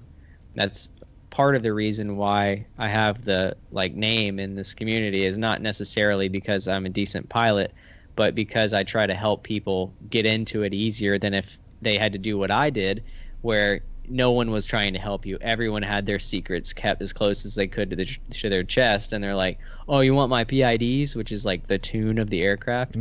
And they're like, no, you can't have that. Sorry, you're gonna have to figure it out on your own. And to this day, PIDs are like a no-no. No one tells you they're PIDs, and I have mine all over the internet. I have my rates all over the internet. I have the exact setup. Like, I will build the exact setup and show you exactly how to do it. If you watch the video and follow it 100%, you will have my exact drone, and you can go out, turn it on, and I could walk up and fly it exactly like I'm flying mine if you built it correctly. However, nobody ever builds it exactly the same, because they're like, oh, I don't need to do that. I don't need to do that. There's not really any importance in there. And then they break stuff, and then they're like, why didn't I do that? So, well, yeah. I admire you for your patience with all of us who aren't on the mountaintop like you. For me, people ask me questions all the time. I'm a horrible teacher. I'm impatient with people. Some things I just know, and I'm like, nah. You know, I'm just not. I'm not a good as guy as you. Kelly, you had the deer in the headlights look there. Kelly, do you have any interest in FPV at all? Oh, absolutely, but it's so far over my head. I feel like I'm such an outsider in this conversation, because I mean, Mr. Steele's the ultimate of intelligence when discussing this, and I'm just a little minion trying to learn something. Yeah, you know? I think there is a wall for certain people, and there's nothing wrong with that. There's people watching right now who are probably muted until I start doing goofy stuff again. But you know, there's people that I've talked to that are like, no, I just don't have any interest in FPV. I don't want to have to know how to do all that. Like you said with the battery, I just want smart, you know, batteries, and I don't want to have to think about it. I just want to fly. And there's nothing wrong with that at all. But for me, and I'm not interested in doing the competitions or anything. For me, I really want the ability to do some of that cinematic stuff that you do. And I'm going to play another video here of you in a city, and I'm not sure what city this is. Maybe you can tell us what city this is. It's probably Charlotte. Okay. It's Charlotte, yeah, North Carolina. All right. And do you go early in the morning? Do you go on Sundays when there's fewer people there, or do you have like a crowd control? Do you tell the cops, or like? This particular one was actually sanctioned. I was filming for the NBA for their All-Star game, so this is all like, I mean, we had permission to do all of this stuff. Oh, okay. I mean, I don't know if I crashed up there. I could probably get it back, but you know, you can fly. That's kind of what we had permission to do. And now what we do with it, there was like police officers just watching going, holy crap, that's cool. I'm sure if something happened, we could probably get it taken care of. But I'm sure you fly some locations and some buildings where if you Usually, crash on the roof, that's it. It's gone. You'd be surprised at how easily it is to get something back if you do crash it on the roof of a building. Like, we've had friends crash drones on the top of like FBI and CIA buildings. Oh dear. And they'll be like, what are you doing flying drones around this building? And they're like, oh, well, you know, we're just kind of blah, blah, blah. And it looks like a toy. So it's kind of like, you know, when they see it, it's not I'm sure there have been instances where people have not gotten stuff back, but in most cases I've heard of everyone always getting their stuff back. But moral of the story is don't crash on roofs. Yeah. Don't put yourself into a position to where you are going to crash on a roof. I mean, you can see the video in the lower right corner. Like it's not sketchy. I mean, obviously it doesn't look as good as the GoPro, but it's not flickering like crazy. All of that stuff is pretty normal. What kind of technology are you using to have such a good connection? The most generic RF technology that's ever been used since World War I. Oh. It's literally just a security video system. However, the receivers and power output on the transmitters has gotten a lot better in the last, I would say, 2.5 years, especially for that frequency they were using, which is 5.8 gigahertz, which is a pretty high frequency. So I don't know. It's come a long way. You can see it breaking up. Like all of that breakup is probably because I went behind a small leaf, or because there was a pillar or something in the way. But in this particular instance, there's nothing between me and the drone on this building, at least. So the video is pretty much perfect. So you are, I'm guessing, using gravity. Like you just kind of shut the engines down when you want to fall down the front of a building, right? And then you just kind of nudge it a little bit as you're falling, or? Yeah, you use the disc area. So you do cut to zero throttle, but instead of zero throttle being where the motors turn off, they're still spinning and you still have control. But for like getting closer to a building, you just kind of nudge it forward a little bit, and the disc area will kind of pull you a little bit closer, because these cameras on the drones are fixed. There's no movement at all. I don't know what this statue is, but you were fascinated everyone with it. has gotten a kick out of this statue. They can't tell if it's someone using the bathroom or yeah, it's kind of weird. If it's a lady, it looks like it's got some breasticles. I don't know what's going on. It does have a nice buttock area there. So do you find yourself, are you continually improving, or have you reached peak awesomeness?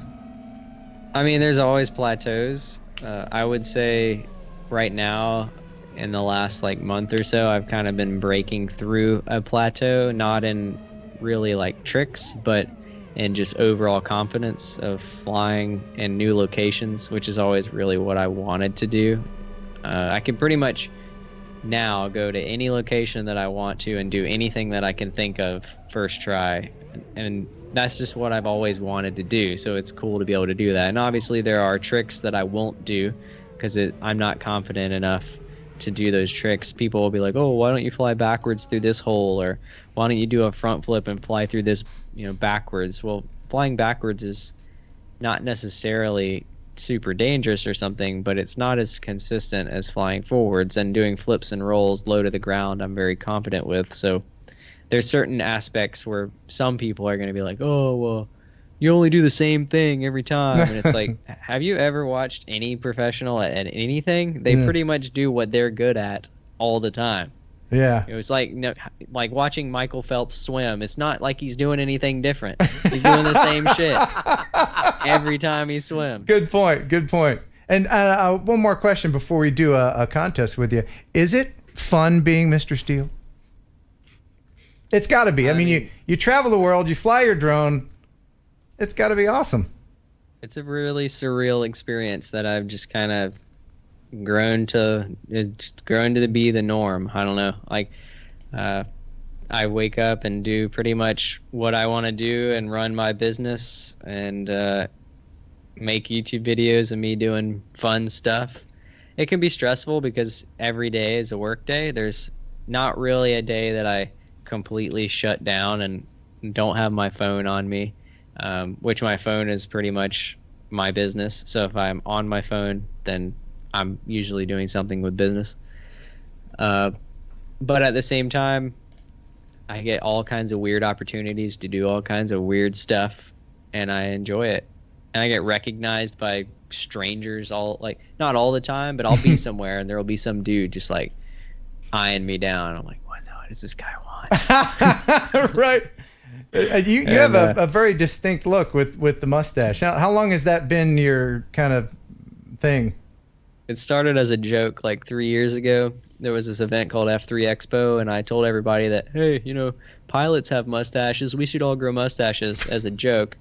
And everyone grew beards out, and then like the day before the event, everyone shaved completely and showed up at the event with nothing. And I had this really terrible mustache, like really terrible, like Kip from Napoleon Dynamite. Oh. And I actually like pretty much was Kip from Napoleon Dynamite for an entire year because my mustache looked so crappy. And people gave me so much crap for it. I mean, it was the talk of the town in a bad way for an entire year within the FPV community. And then after a year went by, people started to accept it, and they're like, hey, your logo's on this duct tape. And because people put mustaches on everything. I don't understand what the world's fascination, like the phenomenon of a mustache. No one will grow a mustache because they assume that makes you a creeper. But everyone is fascinated with mustaches. So it's kind of a weird thing. And very few people have handlebar style mustaches, like the curly type. Mine's not really waxed right now because I plan on going to the gym and I don't give a crap what I look like. But yeah, so the handlebar mustache kind of just turned into something that I use it as a logo, and it's really easy to distinguish. I'm the only white skinny dude with a mustache at pretty much every FPV event, so it's a good affectation for you. Yeah. It's time to give something away, and I actually have a couple things here, a couple FPV things. Would you be able to help with a question? I have a smart gesture box from FXT. Maybe you can tell me what a gesture box is. I have no idea. Well, we're going to give it away. So let's go ahead. Great. Jingle singers. It's another exciting contest. All right. So Mr. Steele will give us a question, just something off the top of your head, and then he'll pick Barry White. Is there a fire around here? Yeah. and then he'll pick somebody in the chat. Do you have a question? Me? It can be FPV related or not. We can do it another way. Wait, I have a question about FPV? Yeah, any question at all. Where did FPV originate? All right, there you go. Where did FPV originate? And you're talking about what country or? Well, let's say FPV mini quads, because this is a funny. I mean, I think I know where it originated, but hey, Okay. I don't know. Well, I'll let you pick the winner then. The first correct answer, according to Mr. Steele, in the chat, will win this smart gesture box. I'm going to go open this up and see what it is. Oh. Smart gesture box. Okay. I don't know. It's got a camera in there, so apparently maybe you gesture at your drone and it does stuff. I don't know. But it's I don't know what pretty that cool is. prize. So if you want it, there you go. If you want this thing that we don't know what it is. Yes, but it's made by FXT Technology, so it's good. Ding. That's true. Yeah. Okay, so Ken's the bathroom. chat, or are you just gonna read things? People are saying their answer is Japan. Ken's bathroom. Are you not looking at the chat? I don't know. Oh, okay. Well, that's okay. Taiwan. What is the correct answer? Well, FPV as a whole, I think FPV in general, I don't know, but I know multi-rotors kind of started in Australia, but okay, that's just where it got popular. That's not where it originated. That's just where it started to get popular. Okay, so the first person to say Australia, congratulations, you got this thing that we don't know what it does. Congratulations to you. I think it's Alex K in the chat who said Australia. Alex K, very good. Congrats. Yeah. All right. And I have one more thing, and I know you know what this is. This is a DVR. You know what a DVR is, right? Yeah. Everybody knows what DVR. Okay. So this is another FXT technology thing for FPV. But does it have a screen, or is it just a DVR? That is a good question. I think it's just a DVR. Yeah, it's just a DVR. You gotta have a screen and a receiver. Maybe. Damn it. I know. It could have been a lot cooler. FXT, you're giving away stuff that like even an experienced FPV pilot doesn't have all the equipment to be able to use. Son of a gun. I don't even have stuff to make that work. Wow. Well, maybe somebody will want it anyway. But hey, someone wants it. So am I asking another question? No. I have a thing here. And the question is, and the first correct answer on this in the chat will win this thing that requires other things. The question is, what is the title of the Mr. Steele video this thumbnail is for? Please, no help from the Mr. Steele on this one. I know you know the answer. We're going to need the... He's smiling. There he is. That's an old one. Yeah, that is an old video. Oh, yeah. I like to scour guests' YouTube sites. So, all right. So, what is the title of the Mr. Steele video this thumbnail is for? And I believe that's around 2010. Yeah, that was my first video ever.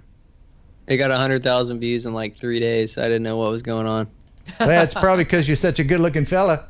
That's what it is. It's all women. It's all young ladies that are viewing Maybe. that thing. Okay, so do we have a winner, Kelly? Who was the winner on that one? Yes, we do. Try Prot, who says Muse, feeling good, guitar cover, G minor. Hey. Congratulations.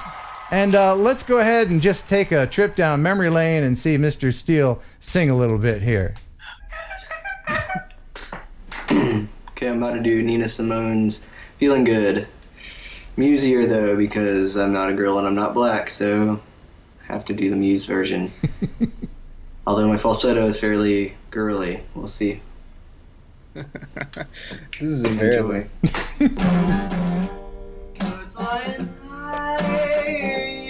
You're a good musician, man.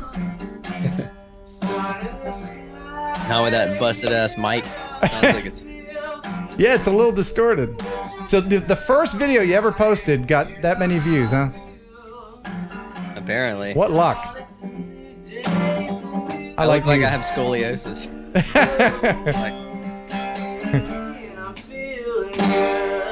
Okay, now I had to fix this because there was something missing. So I went back and I jiggered around with it and I fixed the video for you.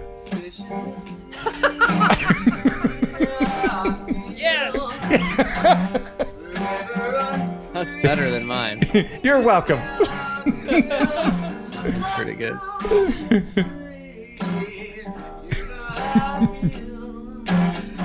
That's Do you still play the guitar? I mean, you're quite the musician. You make your own music for your channel and everything. It's funny when I told you I made that music. I made that on a pocket operator. Do you know what that is? It's I don't.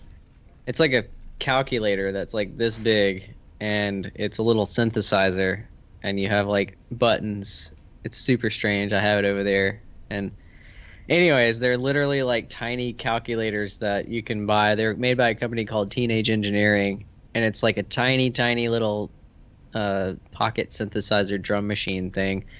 And it only does like certain things. It's like 8-bit, and it only does certain things. And I have 3 of them linked in series, and I just kind of, I'll have a drum machine, and then I'll have like a sub synthesizer, and then I'll have some kind of sampling device, and I'll just make crap up. So it's all analog, all of the stuff that I've done recently. But to answer your question, if I don't play guitar anymore, I don't really play guitar anymore. I have many really nice guitars, and I just don't pick them up. Hopefully, I will have like I haven't set it up here yet because I just moved, but I have like a huge pedal board with all kinds of really cool shit that I built like 15 years ago. And yeah, I've got some old vintage stuff and some really cool electric guitars and some nice amps that I just haven't picked up. But you've been in bands before, have you? Yeah, I played in bands from the time I was 14 to 23. How old of a guy are you? How old of a guy are you now? If you don't mind me. 29 and a half. 29 and a half. Oh, you're about to hit 30. How do you feel about that? I don't know. Apparently, like, I thought something's gonna happen, I guess. Yeah, I shrugged too when I was hitting 30, and then 40 started creeping up, and that's when I was like, oh well, that's, but then 50. 50 is pretty cool. What do you think, Kelly? 50 pretty cool? Hate it. No, he's lying. It's awesome. It's awesome. You'll love 30. You'll love it. How long do you think and you're a skateboarder too, right? Yeah, I do a little bit. Yeah. How old do you think you'll be when you hang up the skateboard? Because sometimes I see you crash in your videos and then you guys skateboard over to retrieve the drone. And I'm thinking, well, okay, I could do the first part, but the whole skateboarding thing, I might break a hip. I don't want to do that. Well, I mean, I think it'll be a lot longer for me unless something happens between now and 65 that hurts me in a way that I can't skateboard anymore. Mainly just because I take really good care of my body and I eat really well. I exercise a hell of a lot. And I've been doing that since I was 17 years old. Well, I skateboarded before that, if you count that as exercise. But I've been lifting weights and rock climbing for well over 7 years now. And then lifting weights was way before that. So I'm sorry to interrupt you. You said rock climbing, and that reminded me of another video that I did some research on you, and I picked some videos to share. And there's one that I never lull. Kelly, are you a loller? Because I literally, I'm not much of a loller. I lolled when I watched this. I'm just going to show a little bit of this. This thing is called "How to Be a Strong Gym Climber," and it's hilarious.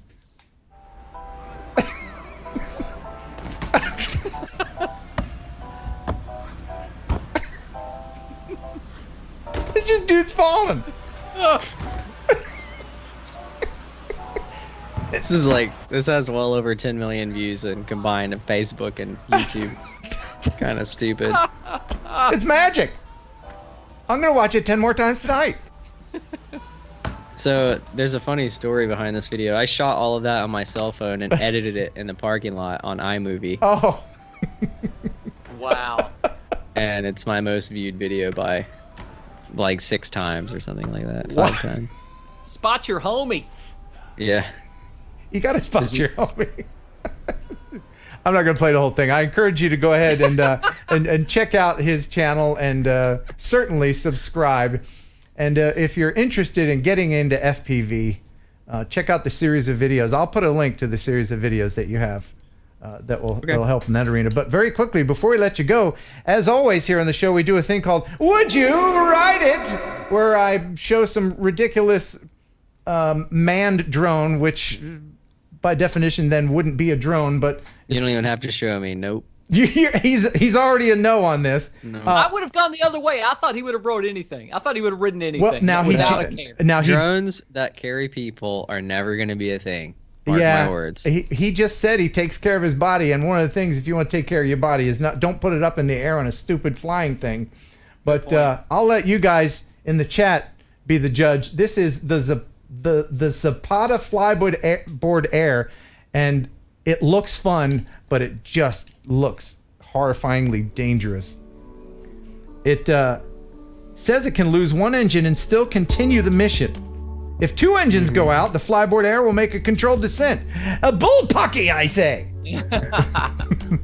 Auto hover mode allows the pilot to maintain a steady altitude without having to manage the throttle. This is the lamest commercial for this thing. Yeah. Like, let's go to the desert and get a Lamborghini and go 60 miles an hour. It's gonna be sick. Right. Would you say, now I'm too old to say it, but would you say that this is lit? I think if they had hired an FPV pilot to chase this bro, it would be a lot more lit because you could actually get some good air-to-air footage. But, you know, hey, come on. People that make flying drone footprint, like whatever the heck that thing is, they can't afford to hire some little dude with a toy to get real close to this guy. But they can buy a Phantom and get those aerial shots. Yeah, that's true. Was that guy? I think that guy was using an iPhone right there.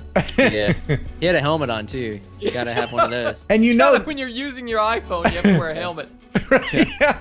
And I got mine on. It looks like a hat, but it's a helmet. You know that there was 100 edits where this thing can only fly for 30 seconds at a time, right? Oh yeah. Yeah. Why is the video so long? I love talking crap on flying things because it's pretty hilarious because the U.S. military and like all of these people, all of these governments look at the hobby, like the FPV hobby, for what's possible. Yeah, true. Like, how can we put a dude with a gun on one of these things? Well, no, I'm talking about like what we do or what I do flying FPV is kind of like this thing that the military is like, whoa, that's crazy, but we can't really train dudes to do that. So can we make it do it autonomously? And there's not really any way to do it autonomously and have it as small of a form factor. True. So it's like stuff like this is just I don't even know what. I'm The getting whole a lot water of thing I get, but the flying for 12 seconds in the air on some flying jetpack that's powered by drone motors, just that backpack that dude has on is literally a fireball waiting to happen. Yeah, I'm getting a lot of no's. I'm getting a lot of that's BS. A green screen. Yeah, not gonna ride that. Jake Sloan says, our Alaskan friend. Yeah. Why is there a cop car drifting now? I think because he's an outlaw. Oh yeah, that's it. He was being too cool. He's being arrested for being too. He's got a cool. gun. They should have shot him. He had that freaking controller in his hand. Anyway, He that's was overlit. He OL'd. He He overlit. Overlit. That was the Zapata flyboard air, and clearly. I hope they're not a sponsor of this podcast or this video, because we just talked a bunch of shit on them. Yeah, no, and they never will be. In Okay, fact, good. if they call me and want to, no, I refuse. I've had a couple of people email me and ask me if I would fly in a drone that they're making. Oh, really? And no, I'm not even gonna. I just said no. Not even replying to the email in a way that is remotely responsive or asking them any kind of questions. Just nope. Sorry, don't ask me any of that ever again. I do not want to fly on some four-rotored thing that if one rotor has a problem, it's going down. Yeah. Now you say, and I tend to believe you, that we're not going to have people flying around, but you know we're going to have tube socks and pizzas flying around, right? I want a wacky inflatable waving tube man on a drone. Why hasn't that happened yet? Right. Well, Mr. Steele, thank you so much for making time for us here and imparting us with your FPV wisdom. I really do appreciate it. Yeah, thanks for having me. You're a great guy. You're polite. You're super talented. And I have to say, while you're on here and while all your FPV people who are my new viewers are watching, that it is absolutely a skill that I admire and I hope to acquire it one day. You guys are an outstanding It's not bunch. that hard. You'll figure it out. I hope to. It's pretty easy. To be fair, like to get moderately good at FPV is a very easy thing if you can just put in the time to learn a little bit about what the technology does. That's all you true gotta about do anything. is know the basics. That's true. Skateboards and scooters. I get It's comments pretty much. very often when I post a video from FPV people, get a real drone, and I know what they're saying. So that's what I did. I got a real drone. I just have to put it together. So, Mr. Steele, thank you so much. Yeah, thank you guys. All right, see ya. All right. He is awesome. Oh, he's so super intelligent. I mean, he's just next level intelligent. I could sit there and talk to him all night. Yeah, and I think he would. He's a talker. He gave us a Yeah, lot of yeah. great information, and hopefully he'll agree to come back again one day. So this is going to be one of our longer shows because we still have a whole bunch of other stuff that we need to do. Kelly, what should we do next? Man, we got a whole list of stuff that's awesome. You pick it. Should we give something away? Oh, you going back to the prizes? Let's do it! It's another exciting contest. All right. Tell them what they're going to win, Kelly. Well, you'll receive Rice-A-Roni, the San Francisco treat, plus a Maytag washer and dryer, and a lifetime supply of turtle wax. All right, we're going to play that stupid game with the name that I can't remember, the Ken doesn't know anything about anything game. Oh, yes. Can we play that right now? Yeah, let's do it. This is going to be tricky because we have to get somebody on your flip phone. Oh, right. I still have some time on my track phone. So first person to call this number and get through will be the contestant or the Ken-testant. That's 731-358-7377. Call now. All right, there you go. That's all you get. That's the number. All right, so we'll see if anybody's calling. Alexa, tell me a joke. What kind of dog can you get at the bakery? What Pure kind? bread. Purebred. Okay, so I'm going to answer, and we'll see who we got. Okay. Hey. Hello, welcome to the show. Who's this? Leighton Lance. Leighton Lance, welcome to the show, my friend. Awesome. That is so cool. I never would have thought it'd be me. It's you. It's you, buddy. And Cool. So now, if everybody else will just please stop making the beep beep sound, that would be great. I'm sorry that you didn't make it through, but if it's ringing and I'm not talking to you right now, that's it. You're just taking up my minutes. You're taking up my minutes. Stop taking up my minutes. All right. So, all right. What was your name again? I'm sorry. Leighton Lance. Leighton. Okay. And where are you from, Leighton? Atlanta, Georgia. Okay. You're from Mr. Steele's area of the world. Oh yeah, I recognize some of his spots. Isn't he awesome? Oh, I just went out today. I did the first video of his How to FPV, and I just went to Hobbytown, USA. I had to run home to watch his show because I bought the Tyrannus QX7 like he suggested, and I'm getting ready to watch his next video after this show is over. Oh, that's great. Very good. Well, we appreciate that, and thank you for supporting our show as well. Now, that beep beep's going to be aggravating. So what I'm going to do is I'll talk to you, and then I'll just simply slide the phone audio down, and we won't have to hear that. But we do need to find out what kind of other drones do you have? What kind of drones do you have? Well, I started out with a Tello, and I'm a computer engineer, so I don't know why I didn't get into this sooner. But a couple of months ago, I just bought a Tello on a whim, and just fell in love like immediately. And I went right back to Micro Center and bought a Mavic Air Fly More combo, and I've just been enjoying that thing so much. I just love being out there doing it. I've watched so many of your videos. You basically taught me how to fly. Oh, thanks, man. That's really nice of you to say. It's flying, man. It's humans being able to fly essentially. And there's no better feeling in the world. Everyone I put behind the sticks wants one. My mom wants one, my dad wants one, my sister wants one. Well, you're a good ambassador for the hobby. The prize that is up for grabs, you pretty much already have won it because I'm horrible at this game, but you will win your choice of Freewell filters. These are the 4K all-day ND filters, and you can choose any one that you want for any drone or camera that you have. And so, Kelly, tell them how the contest works. All right, so here's the deal, Leighton. Ken knows a lot about drones, but he knows absolutely nothing about two things: sports and country music. So what I'm going to do is hold up a series of pictures of sports superstars. These are Hall of Famers, and country music superstars. Now, what you'll have to do, Leighton, is bet whether or not Ken will know who this famous person is. Bet correctly, you get that one right, okay? So when I hold up the picture, don't blurt out the name. All you have to do is bet whether or not Ken will know who this person is, okay? He's listening to some other source, and we're going to open up a hole in time. Uh-oh. Uh-oh. Because I think the way it is that we have a little bit of lag on here. Oh. So if you can... Yeah, just kind of turn it down a little bit. We did not practice this. Right. Ken, Leighton probably can't hear me through the phone. He can only hear me through his computer. Right. You can't hear Kelly, can you? a little bit. Okay. Well, Kelly's going to show you a series of pictures, and you have to. What is it again? See, I've already forgot how the contest works. All he has to do is bet whether or not you'll know who the person is. Oh, yeah. So I'm not going to answer. You're not going to answer. You're just going to tell Kelly whether you think I'll know who the person is.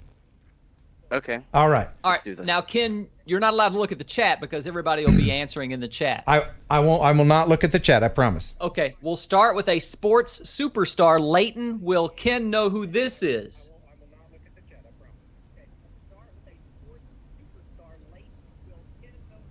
Leighton, you there, buddy? Yeah, I'm gonna say you know who that is.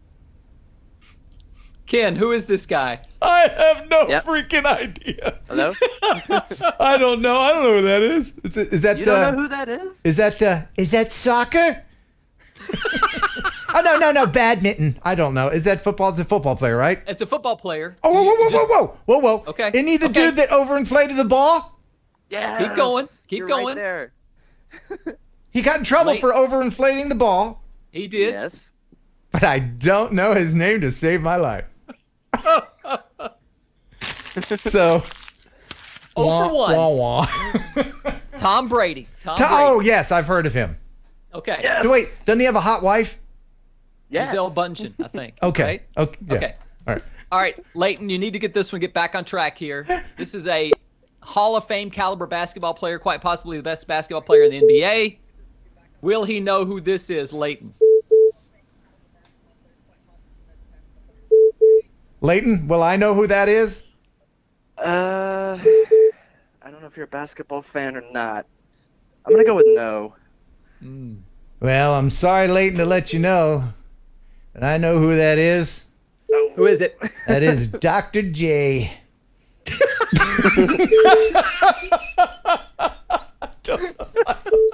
You have no clue. I don't know. I'm bad at this. No, you won that one. You got that one. You I bet. He did? had no Oh, clue. Yeah. You got that one, Leighton. I don't Okay. know. Oh, wait, no, I know who that is.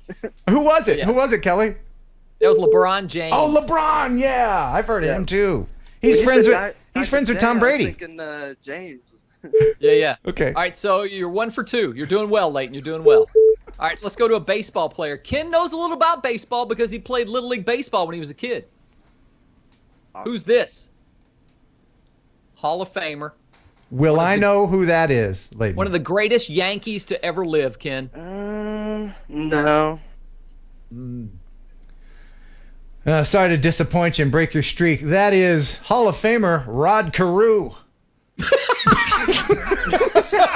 You see how random my baseball knowledge is? My baseball knowledge starts at 72 and ends at 83. I'm starting to see a trend here. Hey, it's impressive that you know Rod Carew. That kind of blows me away. This is the dumbest contest we've ever done. All right. You have any more? Leighton, you're doing well. You're 2 for 3. Now we're going to country stars. Ken has worked at a country station for 7 years, and I'm not sure if he can name any of these 3 country superstars. These are famous mainstream country superstars. Number 1, Leighton. Will he know who this guy is? Leighton, will I know who that is? I think you know who that is. Okay. Ken.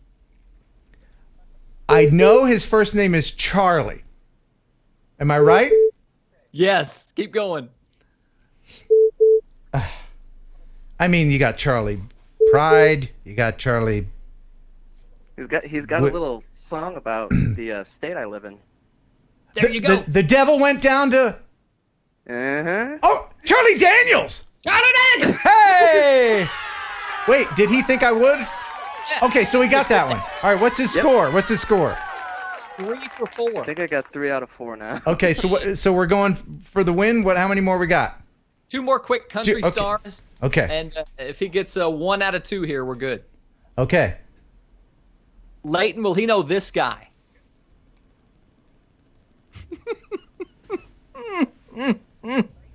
Leighton, will I know who that is? I don't know who that is. I'm gonna hope that you don't. Isn't he a Calvin Klein model? It's who he looks like. All right, so you got that one. You've won. You've won. Yes. Yes. You have no idea who this is, Ken. No, I mean, now he has the distinctive cowboy hat, which nobody else but this guy does. So, and he's got it's Larry the Cable Guy. Who was that? That was Kenny Chesney. Who? Kenny yeah, okay. Okay, we're done. Oh no, you got one more. Give him a bonus. We'll try this. We'll do this for a set of eyeballs. If you get this. Oh yeah. Yeah, all right. I really want some eyeballs. Okay. All right, bonus prize if you get this. If you bet correctly on this one. Here we go. Final country star. Oh, he's pointing to you, Leighton. He's pointing at you. Will I know who that is?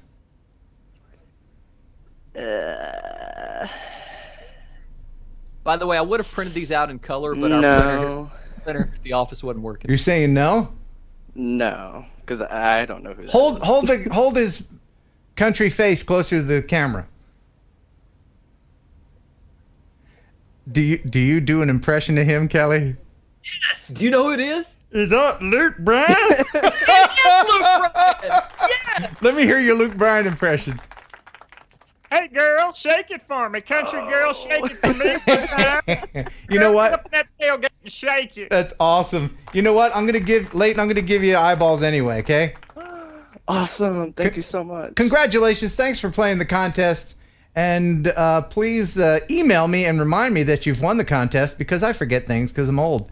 Ken Heron Upload at gmail.com. If anybody else wants to send videos or anything to share on next week's show, you can send it there. And Leighton, thank you so much for supporting the channel.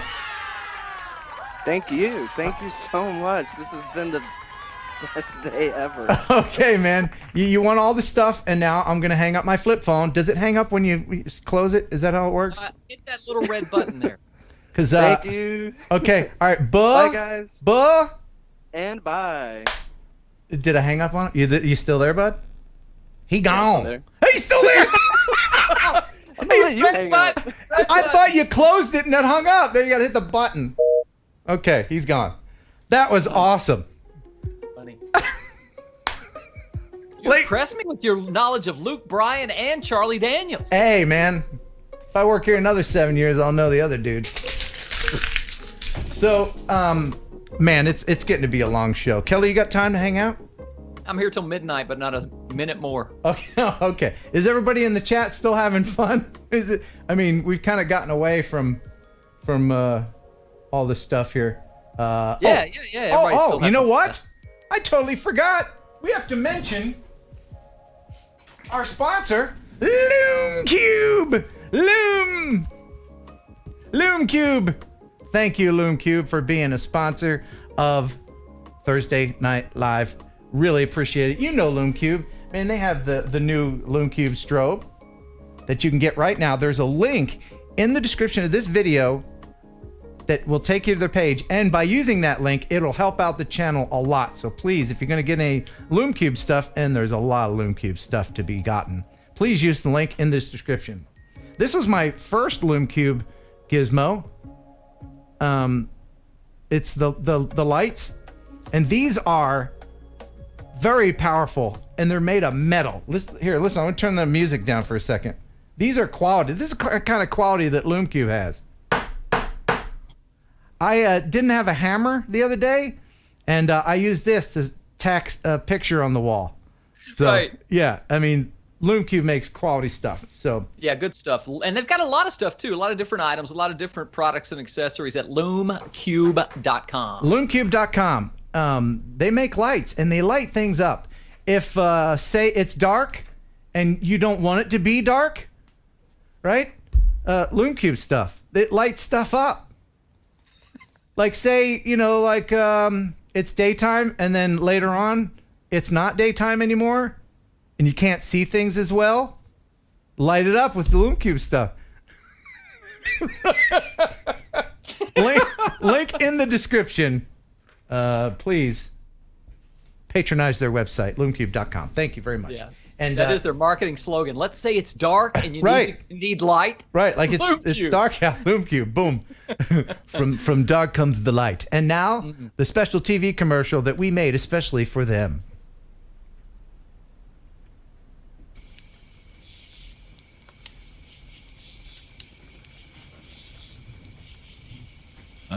Feels real good to be out in the country. Yeah, no computers, cell phones, no technology to run your life.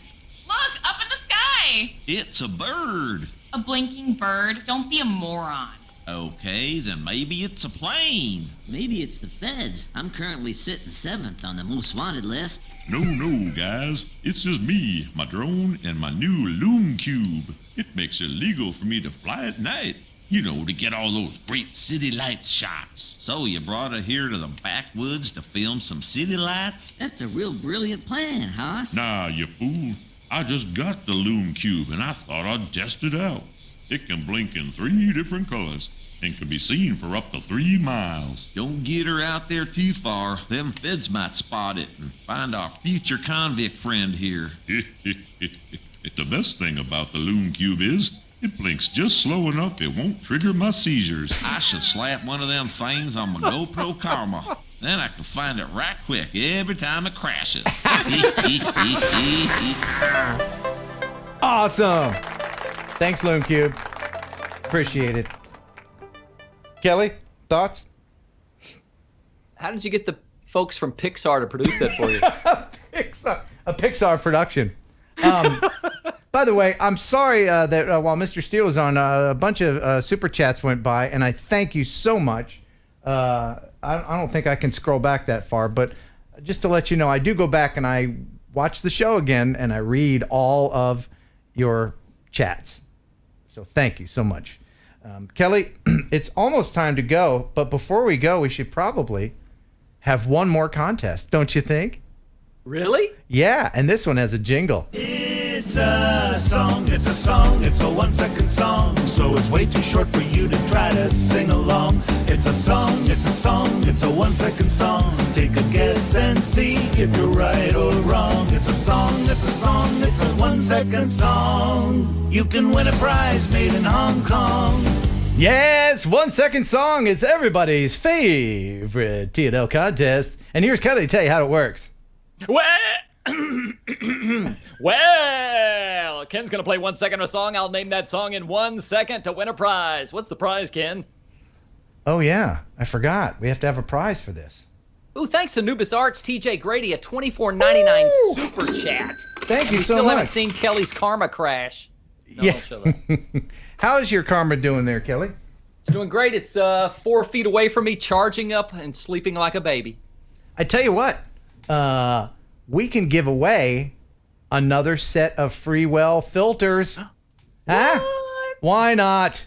Okay. So, freewellgear.com if you want to check that out. Of course, there's links in the description. And we'll give, how are we going to pick someone you're playing for? Yeah, if just you say pick me in the chat and I'll pick you. Yeah, just if you want to win, say pick me, and as soon as it goes 100 miles an hour, we'll go and we'll pick someone. Yes. And now, Alexa, tell me a joke while Kelly picks a. How many chickens does it take to change a light bulb? How many? I'm not sure. We'll have to wait until they get back from across the road.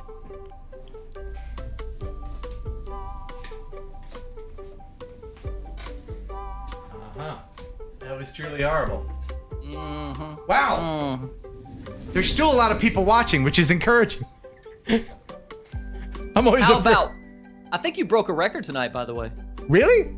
That's what somebody said in the chat. I'm always afraid when the show goes too long that people are falling off. I never know how people are watching. Like, do they watch 15 minutes at a time? Do they just see, oh, it's 3 hours long, I'm out? Or like, what do they do? How about we pick one Joey 23? All right. Joey 23 is who we're playing for. And so let's go ahead and just roll through some of these. These are 1 second name that tunes, and it's kind of a clever way to get around the whole YouTube copyright thing, because it's long enough that you'll recognize the song, but not long enough to trigger a copyright strike for us, and that's a plus. Yeah. Yeah. All right, so here is the first one for Kelly to guess.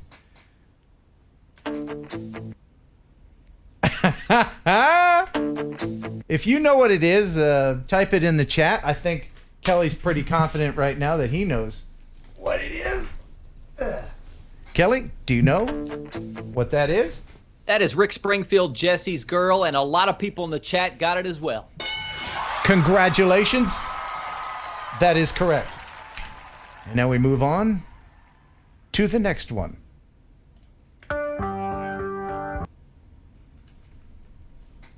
I dug deep for these. Some of the people over 60 might have an advantage. The moon is high. No. I don't know. I can have sing no the idea. first line if you like. I can sing the Hit it. chorus. Please do it. Just an old-fashioned love song. Do you know Is it? that Neil Diamond? No. Who sings that? I have no idea.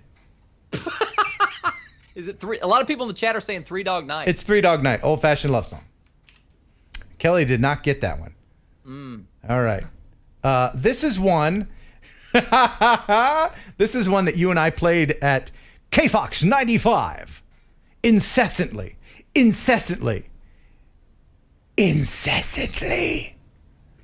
You ready?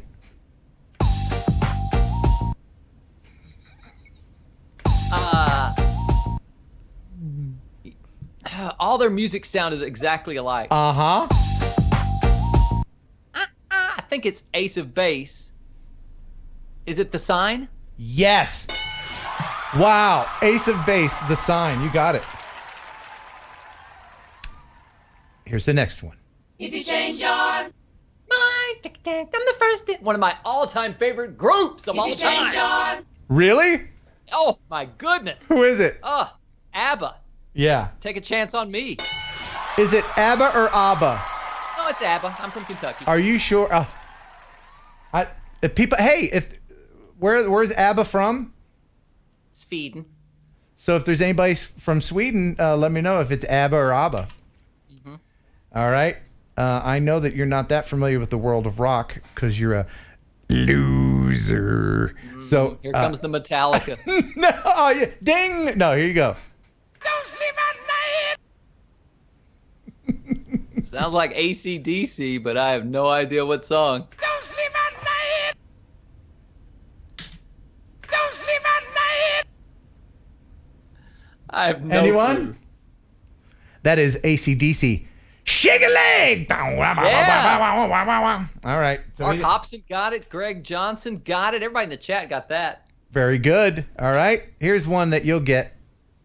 Looking in their eyes. Yes. How would I know that but not know AC/DC? Looking in their eyes. I know that says a lot about you, I think. Is that Barry Manilow and Mandy? Yes. So, how many do you have to get? Because I have a few more of these. Oh, you'll them coming. You'll never get this one. If I get it, what? If I get it, what? If you get this, I will buy you lunch. What? I'll buy you lunch if you get this. Okay. No sleep till. To Brooklyn. What? No sleep till. Buy? Beastie Boys. Yeah. Wow, I'm impressed. I am impressed. Okay. Yeah, this is another one that I know you like. It's along the lines of ABBA or ABBA. By the way, did anybody solve that mystery? ABBA or ABBA? Okay. Here you go. 1 second song. We're playing 1 second song. I started a joke. By the Bee Gees? A joke. It had the whole world laughing. Yes. But the joke was on me. All right. Oh, this is a good one. There's going to be a lot of playlists updated tonight. Here's your next 1 second.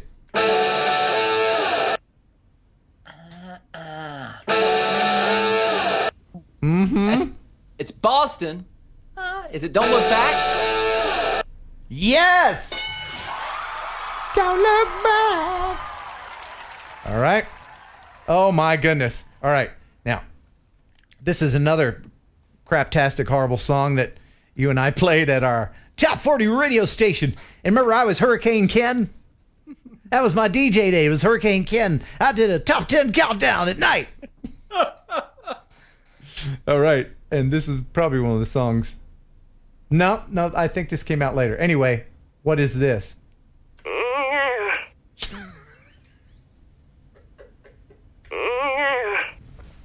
I know there's people of a certain age that know this. Come on. Is that Britney Spears?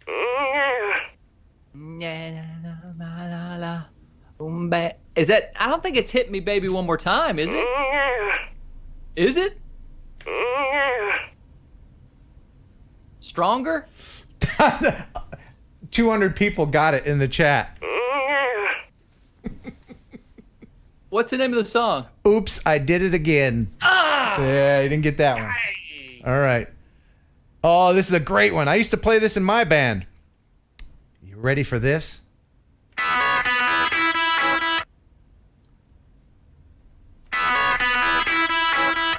If you just joined us, we're playing 1 second song. I think that is your band. It could be. We were really good. I have no idea. I need some help in the chat. Hey Tonight. I'm not sure what that is. Hey Tonight by Creedence Clearwater Revival? Yeah. Okay. Yeah. All right. That was for the people in the chat. You got it. All right. Okay. We're back at some rock, but it's corporate rock. So you should be able to get this. Because corporate rock and country music, you kind of... You and me, babe. That's definitely Def Leppard. Yeah, and you can tell it's Def Leppard because they took all 128 tracks and used every single one of them in their songs. You and me, babe. Hi. Is that Pour Some Sugar on Me? It is. Nice. Okay, now I'm going to throw one at you that I will be very impressed if you get. You ready? Yeah. Tiny bubbles. Is that the Dean Martin version? No, That's not Dean Martin? it's the original. Dean wasn't the first? No. I don't think so. I don't know that for sure. But I think this version preceded Dean's. I don't know. He was from Hawaii. Don Ho. Yes. I think you're right. I think that was the original. Now, Kelly, if you don't get this one, you are imposter and you're not Kelly Green. In fact, I've given you too much of this. I'm going to cut it down. Uh-oh. Half-second song? I'm going to cut this down to 1/1000th of a second. You ready? Yeah. Oh, got it. Dude, I know you do. Hold on. Somebody in the chat. Hold on. Somebody in the chat can get that. If anybody else can get that other than Kelly. By the way, I'm very impressed that you're able to piece that together in your mind. If anyone else can get that in the chat, you win eyeballs. Very impressed. I'll play it again. You know it? Yes.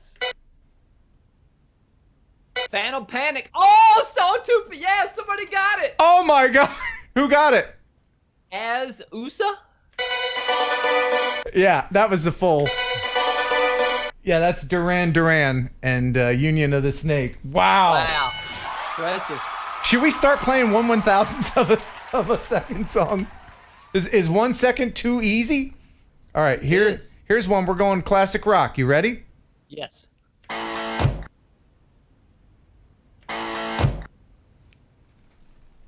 It's fun because you hear it and then you have to piece it together from memory. Come on. Yep. Steve. Dad Random. Slow Ride. Yep. I just don't know my classic rock. I can do 80s pop all day, but classic rock is my weakness. That's Fog Hat. Fog Hat. Slow Ride. Okay, now we're gonna have a little bit of fun here. Are we getting? We're not getting bored of this because I got a few more. Oh no. Okay. Kelly, name this song. Or whatever that means. Oh, it's snotted. Or whatever that is, means. We played the heck out of this in Lufkin, Texas. Yes. That is 4 Non-Blondes and What's Up. Yes. Do you know what I'm about to do? I'm about to blow your mind. Okay? So I'm going to play the beginning of this song. Copyright strike be damned. And I'm going to show you that this song is the same as another song. You ready? Uh-oh.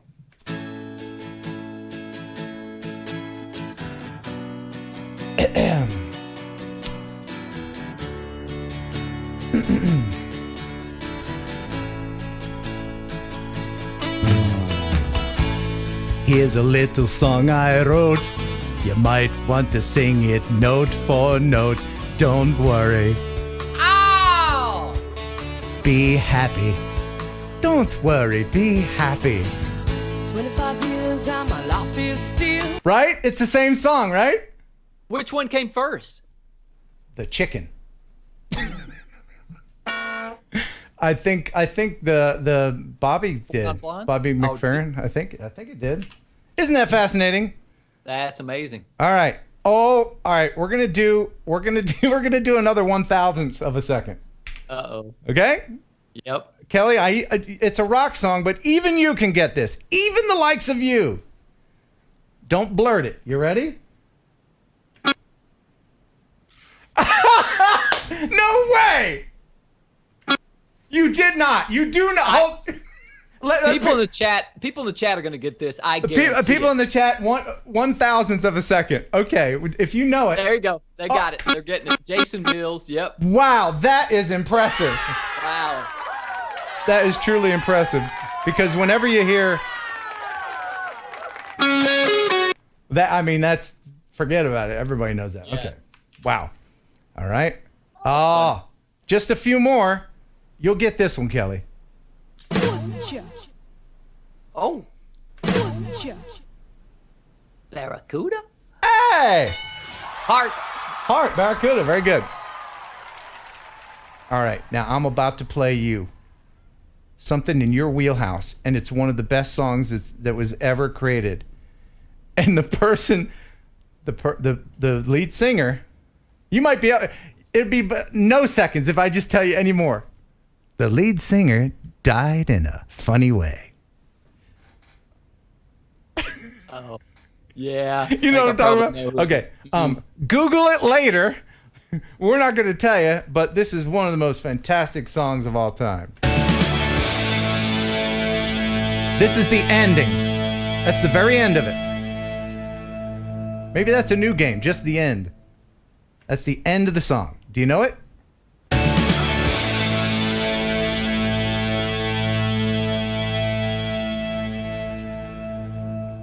Is it Don't Change by NXS? Dude. Fantastic, my friend. What a wonderful song, isn't it?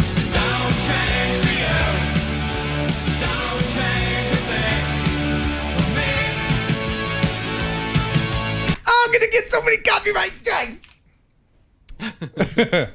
All right.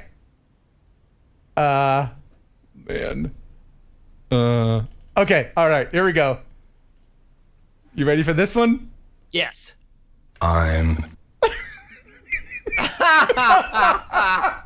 One syllable song. Let's see if anybody in the chat knows it. What are people in the chat saying? What year was that? That was like 91 or something, wasn't it? Was it? Yeah, people are getting it. Yeah, Dad Random. Dad Random's pretty good. Yeah. Right said Fred, I'm too sexy. Yeah. All right, just a few more. Here's another one along the same lines where it's recognizable right away. Ow, ow, ow, ow. Bonus question if you know who they sampled. Oh. It's Unbelievable by EMF. Yes. And who did they sample? Eyeballs if you know it in the chat. I don't know that.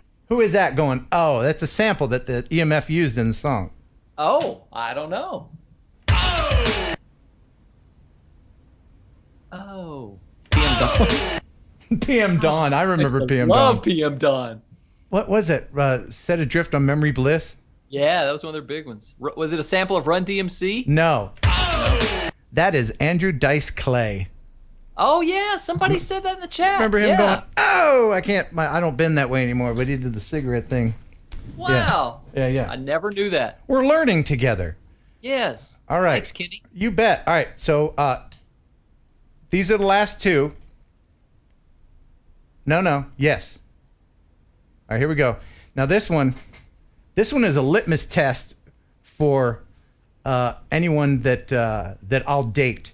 If they don't know who this is, then they're not old enough to date me. Okay. Here's your 1 second. Kelly knows all the skinny tie bands. Who is it? Tasha Gugu and Too Shy. Yes. And of course, we have to.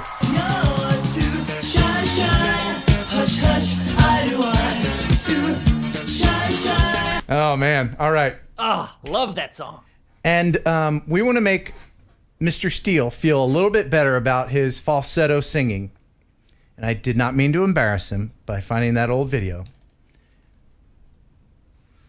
And now Kelly Green will sing for you. Yes, it's like a dream come true. What do I get to sing? The correct lyrics. Now keep in mind there's a delay here, so I won't be singing real close to the That's music. fine.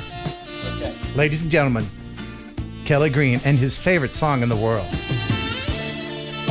Whoa, whoa, whoa, oh, yeah.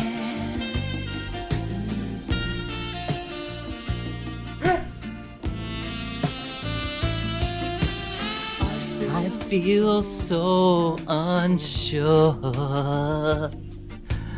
as I take your hand and lead you to the dance floor. As the music dies, something in your eyes calls to mind the silver screen and all this sad goodbye. I'm never gonna dance again. Guilty. No. There you go. Very good. Very good.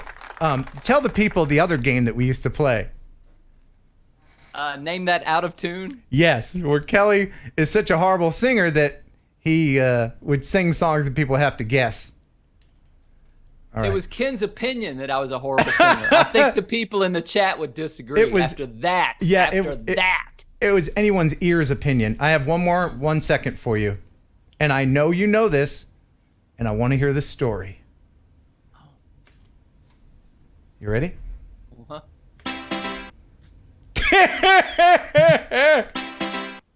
I love this story so much. And there's actually 2 stories that go along with this song. Oh.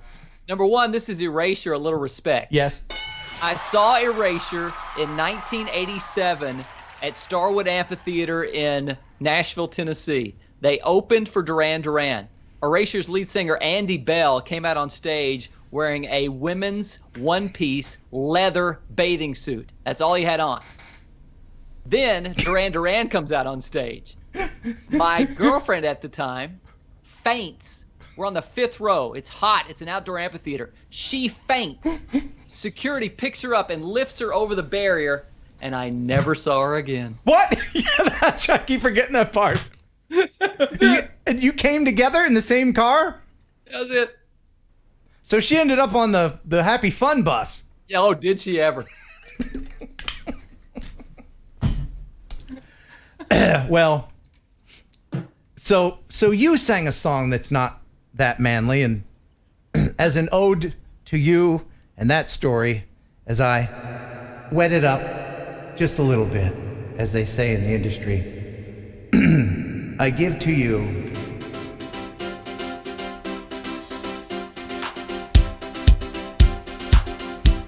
I try to discover a little something to make me sweeter. Oh baby, refrain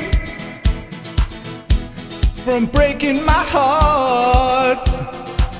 I'm so in love with you. I'll be forever blue. That you give me no reason why you're making me work so hard. That you give me no, that you give me no, that you give me no, that you give me no soul. I hear you calling, oh baby, please give a little respect to me.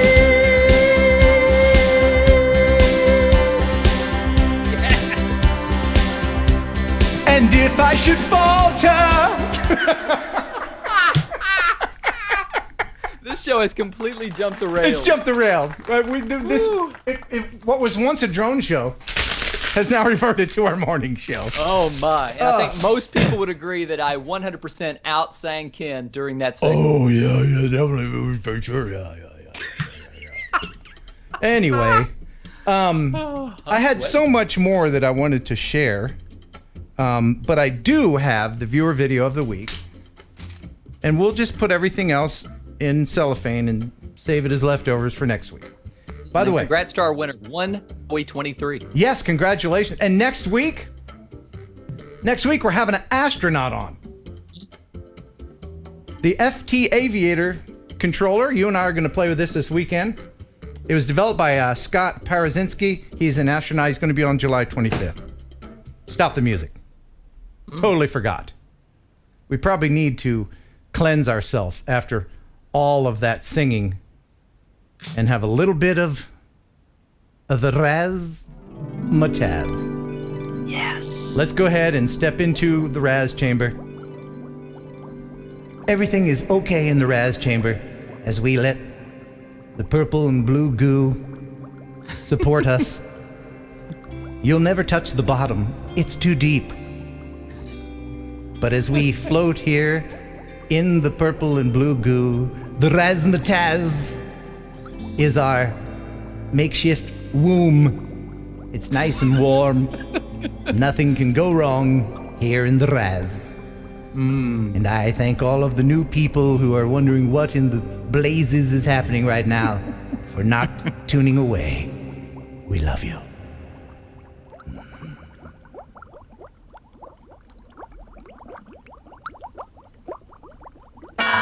And we're back. All right. So, anything else we got to cover? What else we got to do? I think all is covered. All is covered. All right. Just want to remind everybody, if you have any news stories that you want to share with Jeff, any interesting things in the dronosphere, send it to tnlnewsleads@gmail.com. If you want to send me any videos or links or anything, you can go ahead and send it to kenheronupload@gmail.com. Maybe you flew your drone over something interesting or just have an interesting video. Send it to me. It doesn't even have to be edited. I'll do that for you.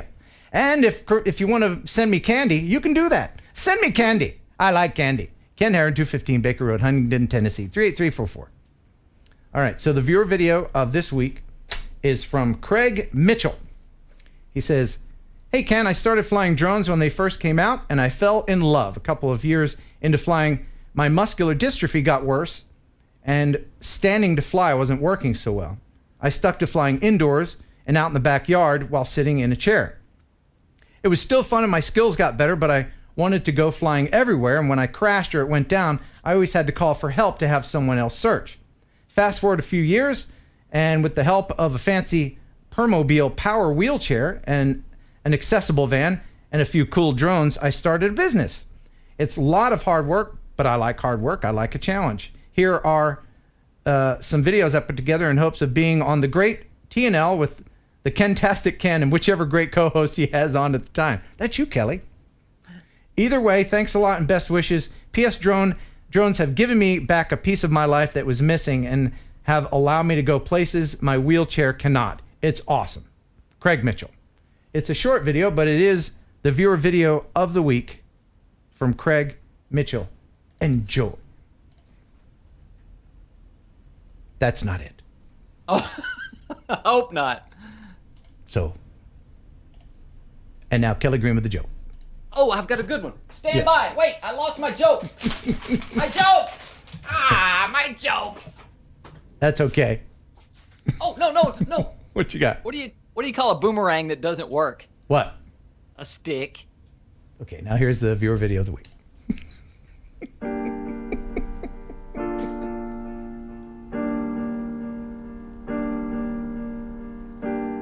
A stick.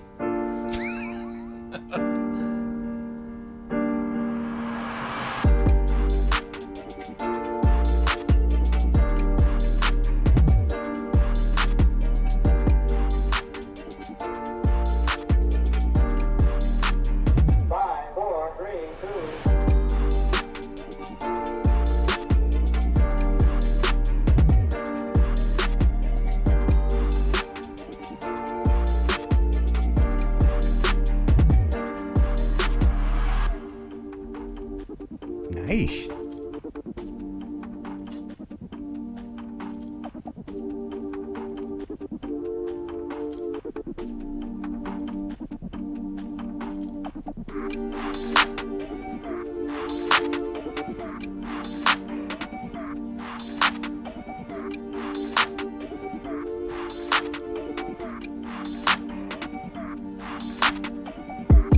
There you go. That's it. Very Thank you nicely so much. done. Very good. That is Craig Mitchell. And thanks for sending that in.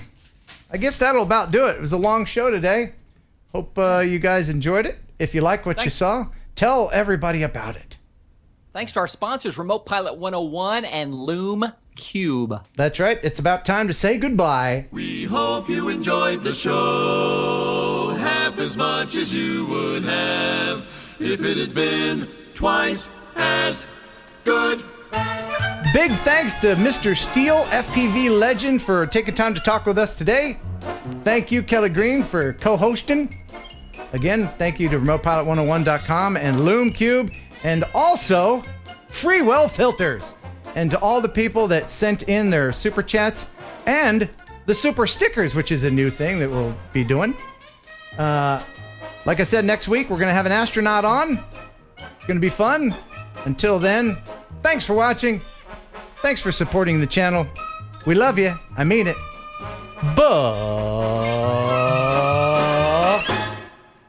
And bye.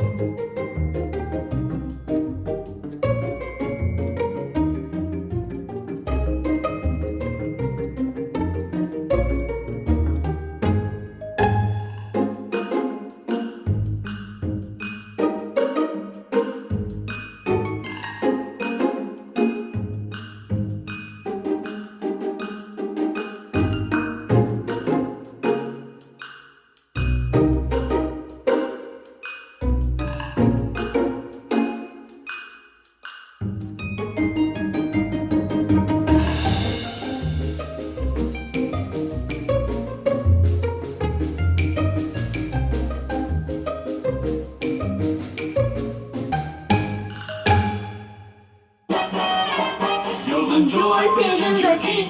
Pigeon jerky, the killer like a processed meat. Say I enjoy pigeon jerky. Pigeon jerky, and you give your family a treat. Establish nutrition to help them grow, and it's full of fiber to make them go. You enjoy pigeon jerky. Pigeon jerky, a tail like a processed meat. Yeah. That was so funny.